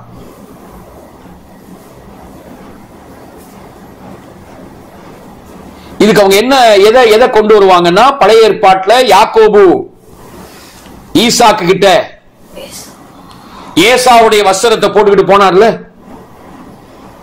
அந்த சம்பவத்தை வச்சு என்ன சொல்லுவாங்கன்னா, எப்படி யாக்கோபு ஒரு எத்தன், யாக்கோபு எத்தனா இருந்து எத்தனா போனா ஈசாக்கு என்ன செய்ய மாட்டாரு? யாக்கோப ஏத்துக்க மாட்டாரு. அதனால நீ என்ன பண்ணணும்னா, எப்படி யாக்கோபு ஏசாவுடைய வஸ்திரத்தை போட்டுட்டு போன மாதிரி நீ என்ன பண்ணணும்? கிறிஸ்துவுக்குள்ள, அதாவது கிறிஸ்து மேல அவரை போர்வ மாதிரி மேல போட்டுக்கிட்டு, நீ ஒன்னு அவருக்கு பிடிக்காது, ஒன்னு அவர் பார்க்க மாட்டார். நீ கிறிஸ்துவுக்குள்ள நீ மறைஞ்சிருந்து போனேன்னா ஒன்னு அவர் பார்ப்பார். அதாவது பிதாவுக்கு இயேசுவை பிடிக்கும், ஒன்ன பிடிக்காது. அப்படின்னு என்ன பண்ணிட்டாங்க, இந்த ஈசாக்க பிதாவோட ஒப்பிட்டு அவருக்கு கண்ணு தெரியாம போச்சு ஒண்ணு. ரெண்டாவது அவருக்கு ஏசா கொடுத்த சமையல்ல அவர் மயங்கி போய் தேவனுடைய திட்டம் யாக்கோபு மேலதான் இருக்குங்கிறத தெரிஞ்சுமே அவர் கொஞ்சம் ஸ்லிப் ஆயிட்டார். கொஞ்சம் அவருக்கு ஓகே ஏசாவுக்கு நம்ம ஆசீர்வாதத்தை கொடுத்துருவோம்னு அவர் நினைச்சார். அங்க நம்ம படித்துக் கொள்ள வேண்டிய ஒரு பாடம் என்னன்னா, இதெல்லாம் கிடையாது. மனிதன் என்னதான் தேவனுடைய திட்டத்தை தடுக்க அவன் நினைச்சாலும் தேவனுடைய திட்டத்தை தடுக்க முடியாதுங்கிற பாடம் தான் அங்க இருக்கிற ஒரு முக்கியமான மேட்டர். இங்க பிதாவே என் மேல நீங்க எவ்வளவு அன்பு வச்சிருக்கீங்களோ அதே அன்பை நீங்க அவங்க மேலையும் வைக்கணும்னு நான் வேண்டிக்கிறேன். சோ இயேசுக்குள்ள நீங்க மறைஞ்சு போனாதான் பிதா உங்களை நேசிப்பாரு, இல்லைன்னா உங்களை தள்ளி விட்டுருவாருன்னு கிடையாது. சரிங்களா? உங்களை ஆல்ரெடி ஏற்கனவே உலக தோட்டத்துக்கு முன்னாடியே பிதாவுக்கு ரொம்ப பிடிக்கும். அவர் நம்ம மேல அன்பாதான் இருக்காரு, அப்பவும் அன்பாதான் இருக்காரு, இப்பவும் அன்பாதான் இருக்காரு. சரிங்களா? அவர் அப்பவும் அன்பாதான் இருக்காரு, இப்பவும் அவர் அன்பாதான் இருக்கிறார். சோ அதாவது கிறிஸ்துவுக்குள்ளாக நம்ம காரியங்களை செய்வதுங்கிறது நமக்கு இன்னும் அந்த பயம், நமக்கு இன்னும் அந்த குற்ற உணர்வு இருக்கிறதுனால நம்ம அப்படி கிறிஸ்துவுக்குள்ள நம்ம போறமே ஒழிய பிதாவுக்கு நம்மளை பிடிக்காது அந்த மாதிரியான ப்ராப்ளம் எல்லாம் அவருக்கு கிடையாது. சோ இத ஆவியானவர் நமக்கு இதை சொல்லி தருவார். பாரு, அப்பா குமாரனை எப்படி நேசிக்கிறாரோ அதே மாதிரிதான் உன்னையும் நேசிக்கிறாரு. இப்ப ரோமர் 5:5 படிங்க. பிதா குமாரனை நேசித்த அதே அன்பைத்தான் ஆவியானவர் நமக்குள்ள ஊற்றி இருக்கிறார். படிங்க. மேலும் நமக்கு அருளப்பட்ட பரிசுத்த ஆவியினாலே தேவ அன்பு நம்முடைய இருதயங்களில் ஊற்றப்பட்டிருக்கிறபடியால் அந்த நம்பிக்கை நம்மை வெட்கப்படுத்தாது. சோ பிதா குமாரன் மேல எவ்வளவு அன்பா இருக்கிறாரோ அந்த அன்பைத்தான் நம்ம இருதயத்தில் ஊற்றி இருக்கிறார். சோ தேவ அன்பு நம்ம இருதயத்தில் ஊற்றப்பட்டிருக்குங்கிறது சாதாரண விஷயம் இல்ல பிரதர், சாதாரண விஷயம் இல்ல சிஸ்டர். இந்த அன்பு அப்படியே நம்ம வாழ்க்கையில ஒரு சின்ன விதை மாதிரி முதல்ல ஊற்றப்பட்டிருக்கிற இந்த அன்பு அப்படியே நமக்குள்ள வளர வளர வளர வளர வளர வளர எல்லா பயங்கள், தேவையில்லாத பயங்கள் எல்லாம் வெளியே போயிரும். கர்த்தர் மேல நமக்கு இருக்கிற தவறான பயங்கள் வெளியே போயிரும், மனுஷ பயம் வெளியே போயிரும், சூழ்நிலையை குறித்து, வியாதியை குறித்து, மரண பயம், எல்லா பயமும் வெளியே போயிரும். இந்த அன்புனாலதான் நம்ம வெற்றி மேல் வெற்றி அடைகிறவளா நம்ம இருக்கிறோங்க. பயம் வெளியே போயிரும், ஜெயம் உள்ள வந்துரும். 1 யோவான் 4:17-18, ரோமர் 8:36-37 வாசிங்க. நியாய தீர்ப்பு நாளிலே நமக்கு தைரியம் உண்டாயிருக்கத்தக்கதாக அன்பு நம்மிடத்தில் பூரணப்படுகிறது.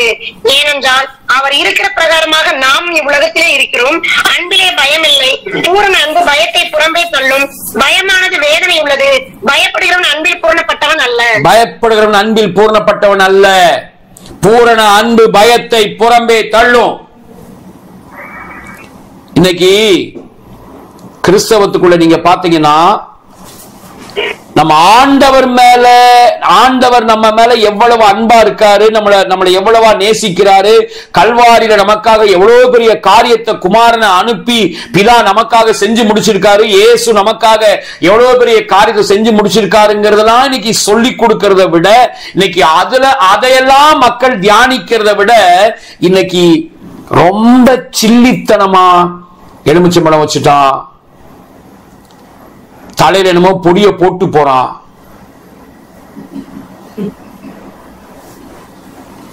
Shame shame.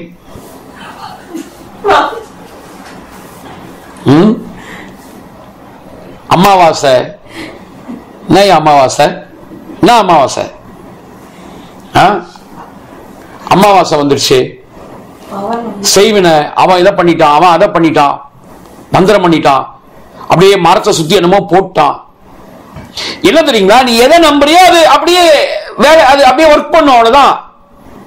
நீ அதையே பேசிக்கிட்டு, அதையே நினைச்சுக்கிட்டு, அதையே திங்க் பண்ணிக்கிட்டு, அதுலயே மைண்ட விட விட விட விட அது அப்படியே அது வேலை செய்ய ஆரம்பிக்கும். நம்முடைய செல்கள், நம்முடைய எல்லாமே அதுக்கு ஏற்றபடி ரியாக்ட் பண்ண ஆரம்பிக்கும். அவ்வளவுதான்.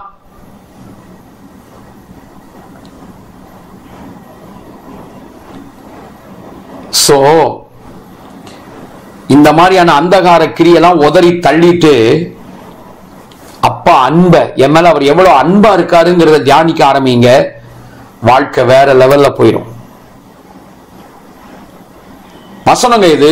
பூரண அன்பு பயத்தை புறம்பே தள்ளும். இன்னைக்கு நிறைய கிறிஸ்தவங்களுக்கு ஒரு ஒரு ஒரு 2 வாரத்துக்கு முன்னாடி நினைக்கிறேன் ஒரு வீடியோ நான் பாக்குறேன். ஒரு ரோமன் கத்தோலிக்க ஃபாதர் வந்து அழகா பிரசங்கம் பண்றாரு. சொல்றாரு, கத்தோலிக்கர்களே நீங்க எல்லாம் இப்படி செய்வின மந்திரம் இந்த மாதிரியான காரியத்துல இப்படி நீங்க வந்து இத நம்பிக்கிட்டு நல்ல நாள் கெட்ட நாள் பார்த்துக்கிட்டு இருக்கீங்களே, இது நியாயமா? பெந்தகோசக்காரன் அவனுக்கு தான் இதுவே வேலையாயிருச்சு. அவர் சொல்றார், பெந்தகோசக்காரன் இப்ப எல்லாம் செய்வன மந்திரம் எழும்பிட்டான், நீயும் அப்படி எழும்புறியா நீ? வேண்டாம் உனக்கு அப்படின்னு ஒரு கேத்தலிக் ஃபாதர் பிரசங்கம் பண்ண எனக்கு ரொம்ப கஷ்டமா இருந்துச்சு.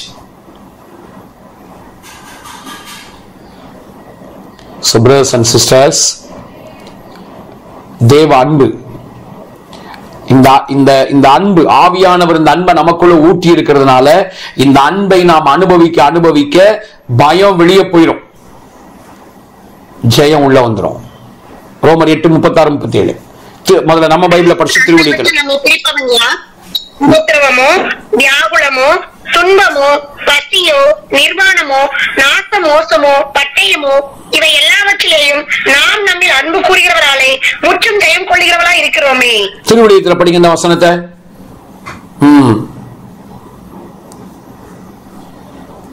ஷகபாலா கராபாலா தேலாபாலா ஹராபாலா ஷிபாலா தாராபாலா. நம்ம வாழ்க்கையினுடைய வெற்றியே அப்பா நம்ம மேல எவ்வளவு அன்பா இருக்கிறாருங்கிறத உணரதான் வாழ்க்கையில் நம்ம வெற்றி அடையிறதே இருக்கு. படிங்க.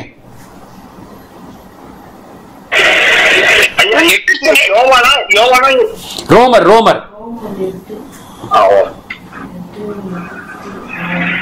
உன் பொருட்டு நாள்தோறும் கொல்லப்படுகிறோம், வெட்டுவதற்கென நிறுத்தப்படும் ஆடுகளாக கருதப்படுகிறோம் என மறைநூறி எழுதியுள்ளது அன்றோ?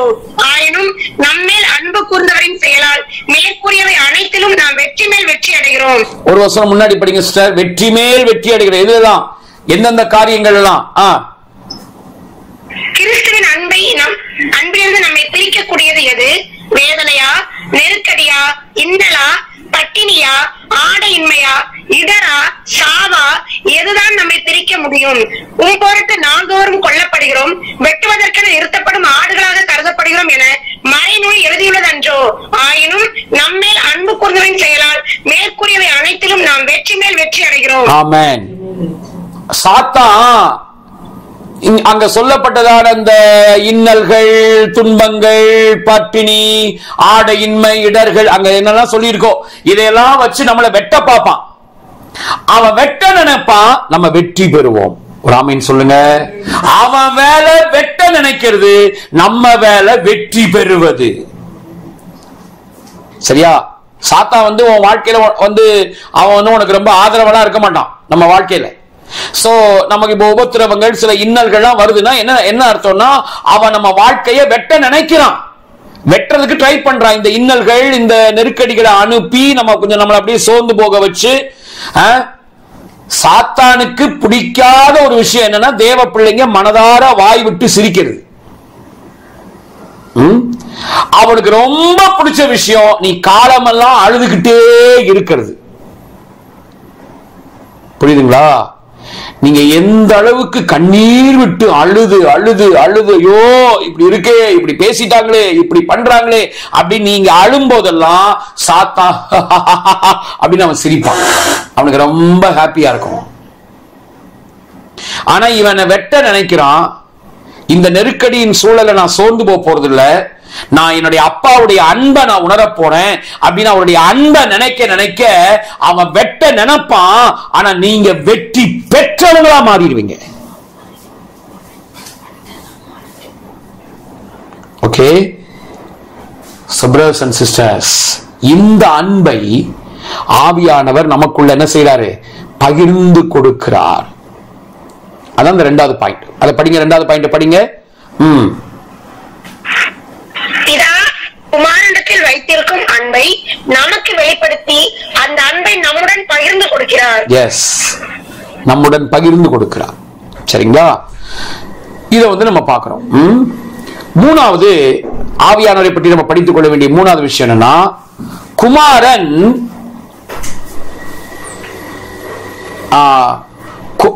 நோட் பண்ணிக்கோங்க, குமாரன் பிதாவை அறிந்து வைத்திருக்கிற அந்த அறிவை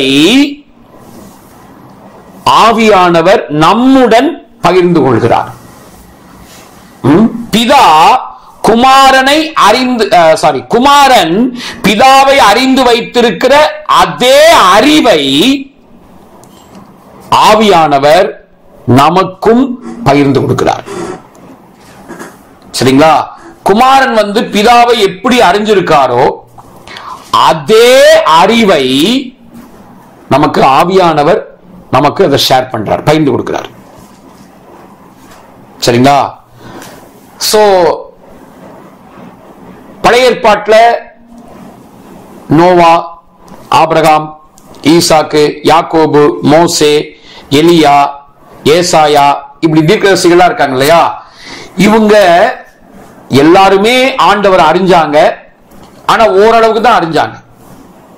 ஆனா இவங்கெல்லாம் யாருமே அறியாத விதத்துல தனித்துவமாக குமாரன் பிதாவை அறிந்து வைத்திருந்தார். குமாரன் பிதாவை அறிஞ்சு வச்ச மாதிரி இவங்க யாருமே அவர் அறியல. சரிங்களா? இவங்க எல்லாருக்குமே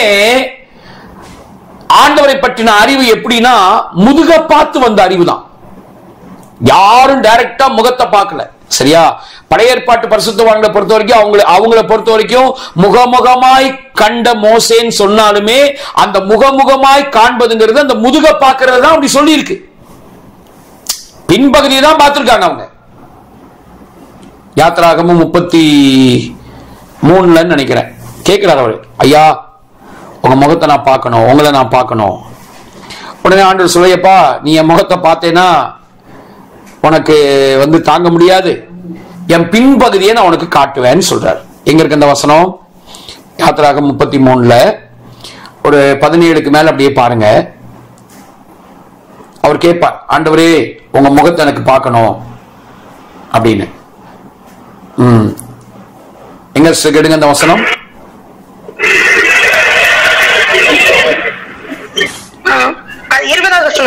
படிங்க. யாத்திராகம் 33:20. நீ என் முகத்தை காண மாட்டாய், ஒரு மனுஷனும் என்னை கண்டு உயிரோடு இருக்க கூடாது என்றார். பின்னும் கர்த்தர், இதோ என் அண்டையில் ஒரு இடம் உண்டு, நீ அங்கே கண்மலை நில்லு, என் மகிமை கடந்து போகும்போது நான் உன்னை அந்த கண்மலையின் வெடிப்பிலே வைத்து நான் கடந்து போக மட்டும் என் கரத்தினால் உன்னை மூடுவேன், பின்பு என் கரத்தை எடுப்பேன், அப்பொழுது என் பின்பக்கத்தை காண்பாய், என் முகமோ காணப்படாது என்றார். அந்த பின்பக்கத்தை மோசே கண்டார்ல, அந்த பின்பக்கத்தை மோசே கண்டப்போ அந்த பின்பக்கத்தை கண்டதை தான் முகமுகமாய் கண்டது. அவங்க லெவலுக்கு அவ்வளவுதான். அந்த பின்பக்கத்தை கண்டதே முகமுகமா பார்த்த மாதிரி இருக்கு. இது எப்படின்னா உங்களுக்கு புரியுற மாதிரி சொல்றேனே, சில படங்கள் எல்லாம் இப்படி ஒரு சீன் இருக்கும், டெட் பாடியே வராருங்க. இப்ப அடுத்த நாள் கன்வென்ஷன்ல இயேசு சுகமளிக்கிறார், இயேசு நன்மை செய்கிறார், இயேசு மரித்தோரை எழுப்ப வல்லவர் அப்படின்னு பிரசங்கம் பண்ண போறாங்க. சரிங்களா? அடுத்த நாள் பிரசங்கம் பண்ண போறாங்க. இப்படி ஒரு சம்பவம் நடந்திருக்கு. என்ன பண்ணிட்டாங்க தெரியுமா? ரொம்ப அமுக்கமா அவங்க பேரண்ட்ஸ்க்கு இன்ஃபார்ம் பண்ணி அவங்க வந்து கதறினாங்களா, டேய் மகனே, நீ வந்து தெரு தெருவா போய் இயேசு உங்களை நேசிக்கிறாரு, இயேசு நல்லவர், அவரை ஏத்துக்கோங்க அப்படின்னு தொண்டகிளிய கத்தி கத்தி கத்தி கத்தி உன் உயிர் போயிருந்தா கூட நான் சந்தோஷப்பட்டிருப்பேனடா. இப்படி ஊழியத்துக்கு வரணும் வந்து நீ கிணத்துக்குள்ள போய் இறங்கி உன் உயிர் போறதுக்காடா உன்னை நாங்க அனுப்பணும் அப்படின்னு அந்த அம்மா கதறுன்னு கதறினாங்களாம். சரிங்களா? இப்ப என்னன்னா என்ன பண்ணிட்டாங்க? அமுக்கமா என்ன செஞ்சிட்டாங்க? அடக்கம் பண்ணிட்டாங்க. இப்ப இப்ப என்னுடைய கேள்வி என்னன்னா, சரி இப்படி ஒரு வாலிப பையன் செத்து போயிட்டான், போய் கேட்டிருக்காங்க ஏங்க இது நடந்துச்சு, எதனால இது நடந்துச்சு? கத்தட்ட கேள்வி எல்லாம் கேட்காத, ஆண்டவர்கிட்ட கேள்வி கேட்க கூடாது. அவர் எதை செஞ்சாலும் நன்மையாதான் செய்வாரு. அவர்கிட்ட கேள்வி கேட்காத. அவருக்கு பிரியமான அந்த பூவை அவர் பறிச்சுட்டாரு. 18-20 வயசு பையனை அது பிரியமான பூவான், இன்னும் அது இன்னும் முட்டி விடல, இன்னும் அது காய் காய்க்கல, கனியே கொடுக்கல, பறிச்சுட்டான். அது வளரவே இல்லை, கடவுளை பறிச்சுட்டான். அப்போ என்னுடைய கேள்வி என்னன்னா, அப்படி அடக்கம் பண்றதுக்கு முன்னாடி கைகோர்த்து நின்னு எல்லாருமா சேர்ந்து ஒரு அரை மணி நேரம் இந்த பையனை ஆண்டவர் உயிரோடு எழுப்பும்படியா நம்ம ஸ்தோத்திரம் பண்ணுவோயா, நம்ம ஜெபம் பண்ணுவோம் அப்படின்னு ஏன் ஸ்தோத்திரம் பண்றதுக்கு ஜெபம் பண்றதுக்கு யாருக்கும் ஏன் தைரியம் வரலன்னு கேட்கிறேன். பதில் சொல்லுங்க. ஏங்க தைரியம் வரல? ஏன் பண்ணக்கூடாதா? தப்பா அது? அப்படி ஜெபம் பண்ணக்கூடாதா? தப்பான காரியமா அது?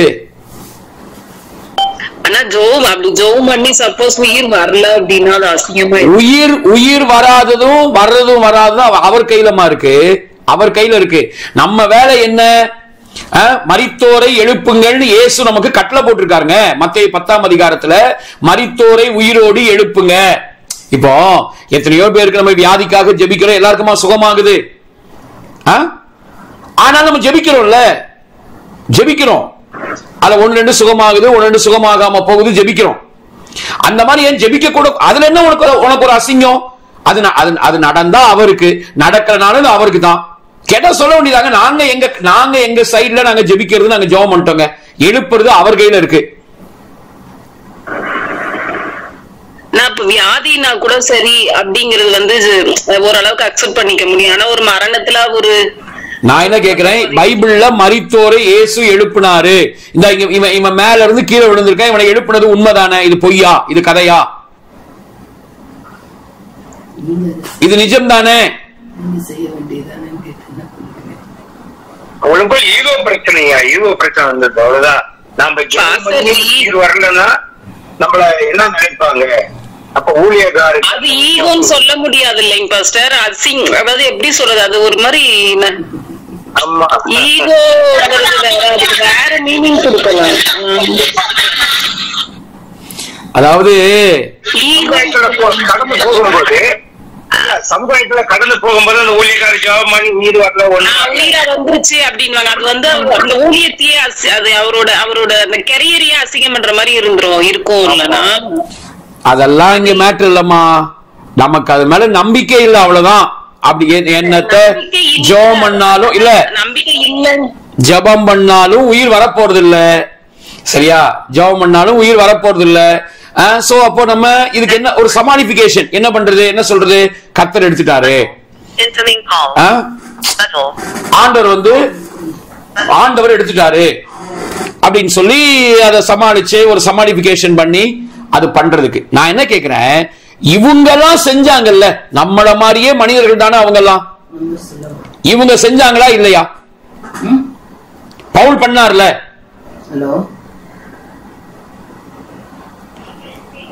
சோ நீங்க சொல்ற அந்த நடக்காம போன அந்த ஊழியத்துக்கு தானே அசிங்கம், அதெல்லாம் செகண்ட் மேட்ரு, அதெல்லாம் வெளியே தெரியுற மேட்ரு. உள்ள என்னன்னா நம்முடைய நம்பிக்கைகள்ல மிஸ்டேக் இருக்கு, நம்ம நம்புற காரியங்கள்ல மிஸ்டேக் இருக்கு. நம்ம ஆண்டவரை பார்க்கிற விதம், ஆண்டவர் மேல வச்சிருக்கிற நம்பிக்கை, அந்த நம்புகிற விதங்கள்ல வித்தியாசம் இருக்கு. நிறைய பிரசங்கங்கள்ல அற்புத அடையாளங்களை குறைவா பேசி, அற்புத அடையாளம் முக்கியம் கிடையாது, அற்புதம்லாம் முக்கியம் கிடையாது, வார்த்தை தான் முக்கியம், வார்த்தை தான் முக்கியம், அற்புதம்லாம் முக்கியம் கிடையாது சொல்லி சொல்லி சொல்லி சொல்லியே எல்லாருக்குமே என்ன மைண்ட் என்ன வந்துருச்சு?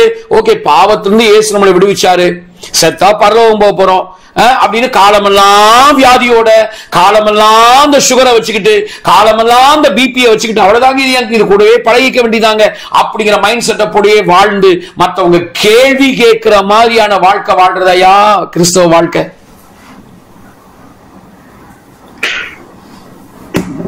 யோசிச்சு பாருங்க, திங்க் பண்ணுங்க.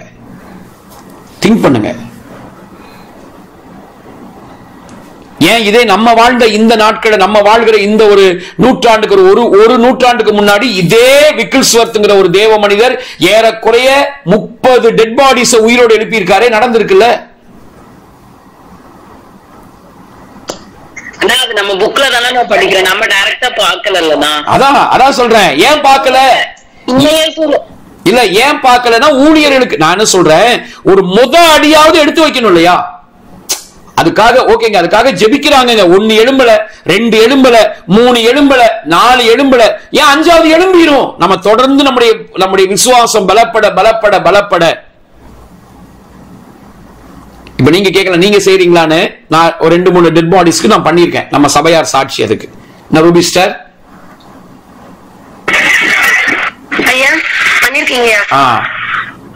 அவங்கள யாரும் எழும்பல, கேட்கலாம் தான் நினைச்சேன். சும்மாலாம் பேச மாட்டோம்ல.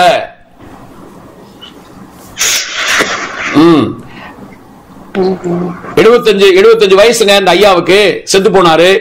75 வயசு அந்த ஐயாவுக்கு. அந்த ஐயாவுக்கே நான் ஆண்டவரே, இந்த மனுஷனை நீங்க எழுப்பணும் அப்படின்னா நாங்க அதுக்கு இடம் கொடுக்கிறோம்ப்பா, நாங்க அதுக்கு டைம் கொடுக்கிறோம், உங்களுக்கு நாங்க அனுமதி கொடுக்கிறோம், நீங்க எழுப்புங்க. அவர் ஏதாவது இந்த பூமியில செய்யணும் அப்படின்னு இருந்துச்சுன்னா அவரை எழுப்புங்கன்னு நாங்க அவருக்கே நாங்க ஜெபம் பண்ணோம்.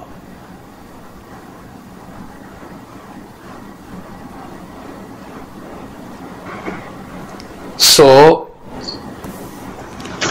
ஏன் நமக்கு இந்த தைரியம் கூட வரல? நான் என்ன கேட்கிறேன், எழுப்புறது எழுப்பாதெல்லாம் மேட்டர் இல்லைங்க. ஏன் நமக்கு இந்த தைரியம் கூட வரமாட்டேங்குது? இப்படி நம்ம ஜெபிக்கணும். யோசிச்சு பாருங்க கார்த்திகா, யோசிச்சு பாருங்க. ஒரு ஆனா இல்ல, அது உண்மைதான். நமக்கு அந்த நம்பிக்கை இல்லதான், ஆள் மனசுல கூட அந்த நம்பிக்கை இல்லாததுனாலதான் இறந்துட்டாங்களா, அவ்வளவுதான், அடக்கம் பண்ண. அததான் சொல்ல வரேன். இப்போ இந்த ஊழியத்துக்கு அசிங்கம் நடக்கலன்னா என்ன பண்றது, அதெல்லாம் வெளியே தெரியுற மேட்ரு. உள்ள என்னன்னா அந்த நம்பிக்கை, மனசுலயே நம்பிக்கை இல்ல, அவ்வளவு இறந்துட்டாங்களா, அவ்வளவுதான், முடிஞ்சு போச்சு, அடக்கம் பண்ணணும், அவ்வளவு. இப்போ யோசிச்சு பாருங்க, ஒரு 8 வயசு பையன் 10 வயசு பையன் இருக்கான். அவங்க அப்பாவோ அம்மாவோ ஏதோ ஒரு சூழ்நிலையில மரிச்சு போறாங்கன்னு வைங்க. இப்போ ஊழியக்காரங்க எல்லாம் போய் இந்த பூவை கர்த்தர் பறித்து கொண்டார், அவருக்கு இது தேவைன்னு சொல்லும் போது அந்த சின்ன பையன் யோசிக்க மாட்டானா, இந்த பூ அவருக்காயா தேவை, இந்த பூ எனக்கு தானேயா தேவை, என்ன படிக்க வைக்கணும், எனக்கு சாப்பாடு போடணும், எனக்கு எல்லா காரியத்தையும் பண்ணணும், இந்த பூ எனக்கு தானே தேவை, இந்த பூ எதுக்கு அவருக்கு தேவை, எனக்கு தானே தேவை, ஏன் அவர் எடுத்தார் இந்த பூவை, நம்ம யோசிக்க மாட்டான். கிறிஸ்தவம் சொல்ற அந்த சமாதானம் கூட அந்த பையனுக்கு ஆள் மனசுல போகாது. அதனாலதான் பின்னாட்கள் அவங்க எல்லாம் பாத்தீங்கன்னா ஆண்டவர் மேல ஒரு மறைமுகமான ஒரு அஃபண்ட்லயே இருப்பாங்க. சோ கிறிஸ்தவம் எந்த அளவுக்கு லோ மைண்ட்ல இருக்குது அப்படிங்கறத நீங்க யோசிச்சு பார்த்துக்கோங்க. நம்ம எந்த அளவுக்கு ஒரு நம்ம மனநிலை எந்த அளவுக்கு ஒரு கீழான நிலையில, நமக்கு இந்த மேட்டர் எல்லாம் இந்த நகையை கட்டுறது, வெள்ளை போடுறது, இந்த முடிய வெட்டுறது, இதுலயே கடந்து அவன் நகை போட்டிருக்கானா நகை போடலையா, கலர் ட்ரெஸ் போட்டிருக்கானா ஒயிட் அண்ட் ஒயிட் போட்டிருக்கானா, கடவுளுக்கு இது மேட்ரே கிடையாது. இதுலயே நம்முடைய கவனத்தை வச்சுக்கிட்டு மிஞ்சி மிஞ்சி போனா ஆத்தும பாரம், ஐயோ ஆத்துமா அழியுது, அவ்வளவுதான் மிஞ்சி மிஞ்சி போனா. அடுத்து இப்போ லேட்டஸ்டா என்னன்னா மோடி பயம் எல்லாருக்கும். மோடி வந்துட்டாரு, 3வது முறையாக வந்து விட்டார், இவ்வளவு பேர் ஜெர்மனியும் வந்திருக்காரு. சோ இதெல்லாம் விட்டுட்டு நம்முடைய திங்கிங் லெவல், நம்முடைய நம்பிக்கை, நம்முடைய மைண்ட் மாறணும். சரிங்களா? மாறினாதான். இதெல்லாம் நீங்க மாறாம, இந்த மைண்ட் செட்டப்ல மாற்றம் வராம, எழுப்புதல் அனுப்புங்கப்பா, எழுப்புதல் அனுப்புங்கப்பா, எழுப்புதல் அனுப்புங்கப்பா, நீங்க லட்சக்கணக்கான பேர் கூடி ஜெர்மனி கையை உயர்த்தி அனுப்புங்க, எழுப்புதல் எழுப்புதல், நோ, ஒன்னும் வராது. அந்த எழுப்புதலை ஏவ கூட பார்க்க முடியாது. முதல்ல நம்ம மைண்ட் மாறணும். எழுப்புதல் என்பது முதல்ல ஒரு தனிப்பட்ட மனுஷனுக்குள்ள நமக்குள்ள வரணுங்க. என்ன சாமிலையா, கரெக்டா நான் சொல்றது? கண்டிப்பாங்க ஐயா. அப்படி ஒவ்வொருத்தருக்குள்ள உண்டாகும் போதுதான் எழுப்புதலே வரும். அவிசுவாசம், டவுட், நிறைய சந்தேகங்கள், நடக்குமா நடக்காதா இப்படின்ற ஒரு குழப்பத்தில் இருக்கும்போது கிரியை நடப்பிக்க முடியாது. அதனாலதான் இப்ப நம்ம எதை நம்புறோம், நம்முடைய நம்பிக்கை. ஏன்னா இப்ப இவ்வளவு நாள் இந்த 2 நாள் நம்ம படிச்சுட்டு இருக்கிற பாருங்க, தேவனை அவங்க எப்படி நம்பினாங்க, நம்ம எப்படி நம்பணும். பிதா அப்படின்னா அவரை பத்தி நம்முடைய படம் எப்படி இருக்கணும், இயேசு அப்படின்னா அவரை பத்தி நம்முடைய நம்பிக்கை எப்படி இருக்கணும். இந்த விதமா தான் பவுல், பேதுரு, யோவான், யாக்கோபெல்லாம் அவங்க இந்த விதமா நம்பினதுனாலதான் அவங்க தைரியமா நின்னாங்க. சரிங்களா? மரிக்க வேண்டிய சூழ்நிலை வந்தா கூட ஒரு கோழைத்தனமா மரிக்காம வீரமா, ஏய் வாடா வாடா வாடா, டேய் சிலுவையில் தானே அறையணும், பேதுரு சொல்ல, டேய் சிலுவையில் தானே அறையணும், தலையில் அறையடா அப்படின்னு தைரியமா, சாவுக்கே சவால் விடக்கூடிய அளவுக்கு அவங்க எல்லாம் தைரியமா நின்னாங்க. சரிங்களா? நமக்கு இன்னைக்கு ஒரு ஊசி குத்துனா கூட தாங்க முடியல. யாரோ ஒரு சின்ன வார்த்தை சொல்லிட்டாங்க, அவ்வளவுதான் மூஞ்சியை திருப்பிட்டு. ஏன்னா எல்லாம் வெறும் நடிப்பாவே இருக்கு. வெறும் பாட்டு, அப்படி அந்நிய பாஷை பேசுறது, ஜெபம் பண்றது, அப்புறம் பிரசங்கம் பண்றது, எல்லாம் ஒரு நடிப்பு, பெர்ஃபார்மன்ஸ்.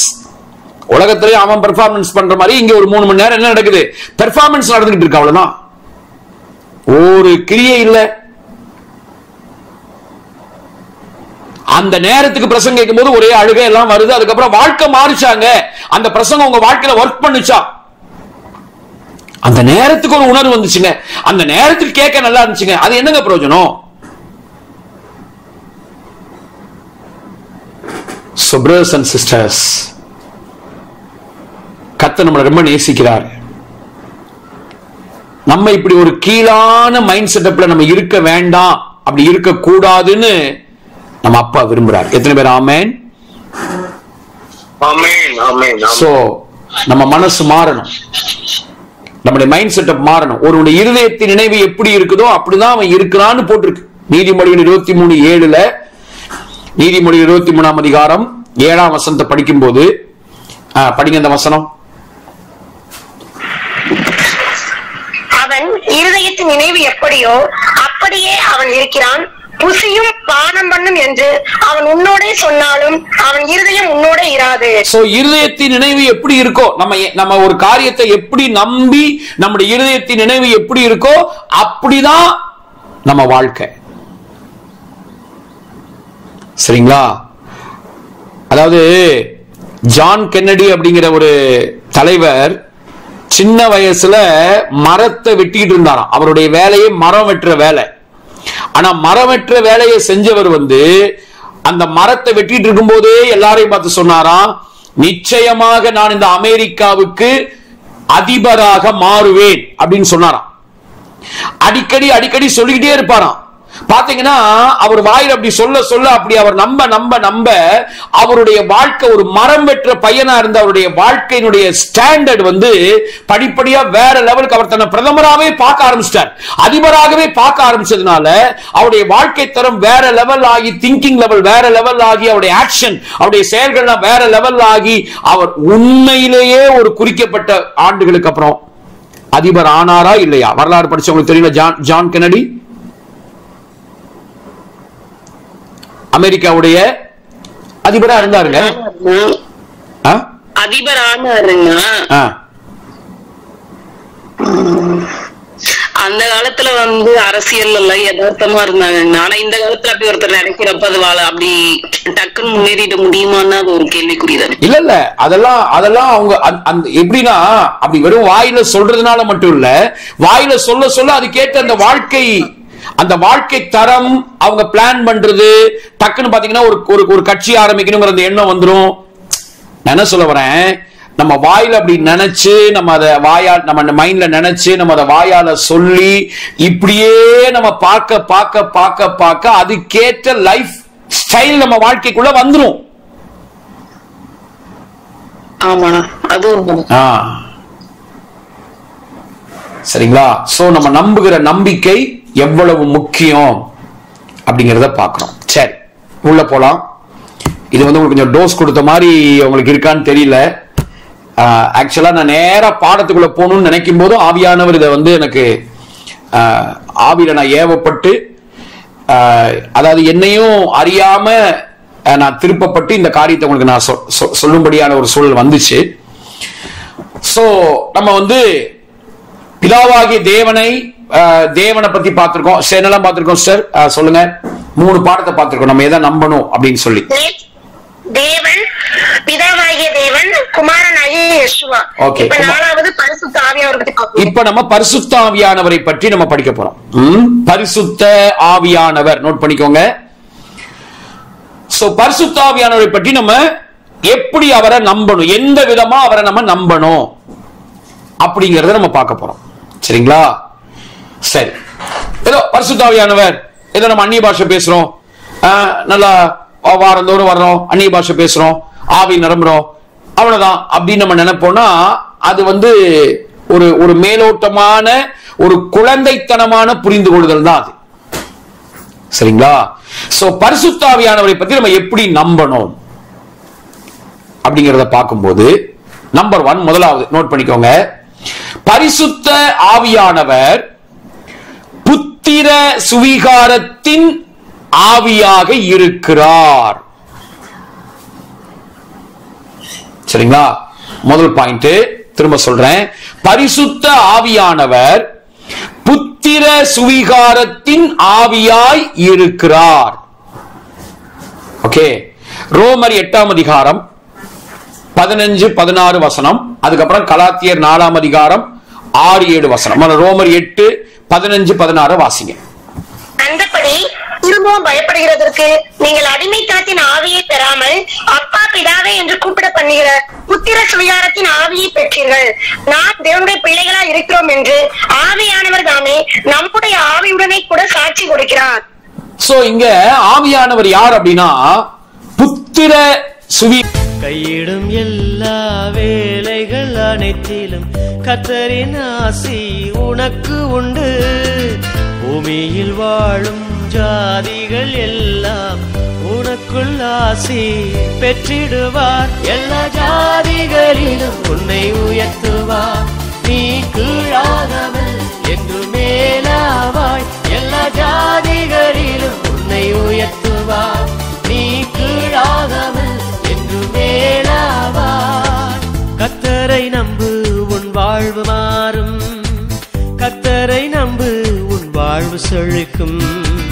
கர்த்தரை நம்பு, உன் வாழ்வு மாறும். கர்த்தரை நம்பு, உன் வாழ்வு செழிக்கும். கவலை எல்லாம் கர்த்தரின் மேலே வைத்திடு, நீ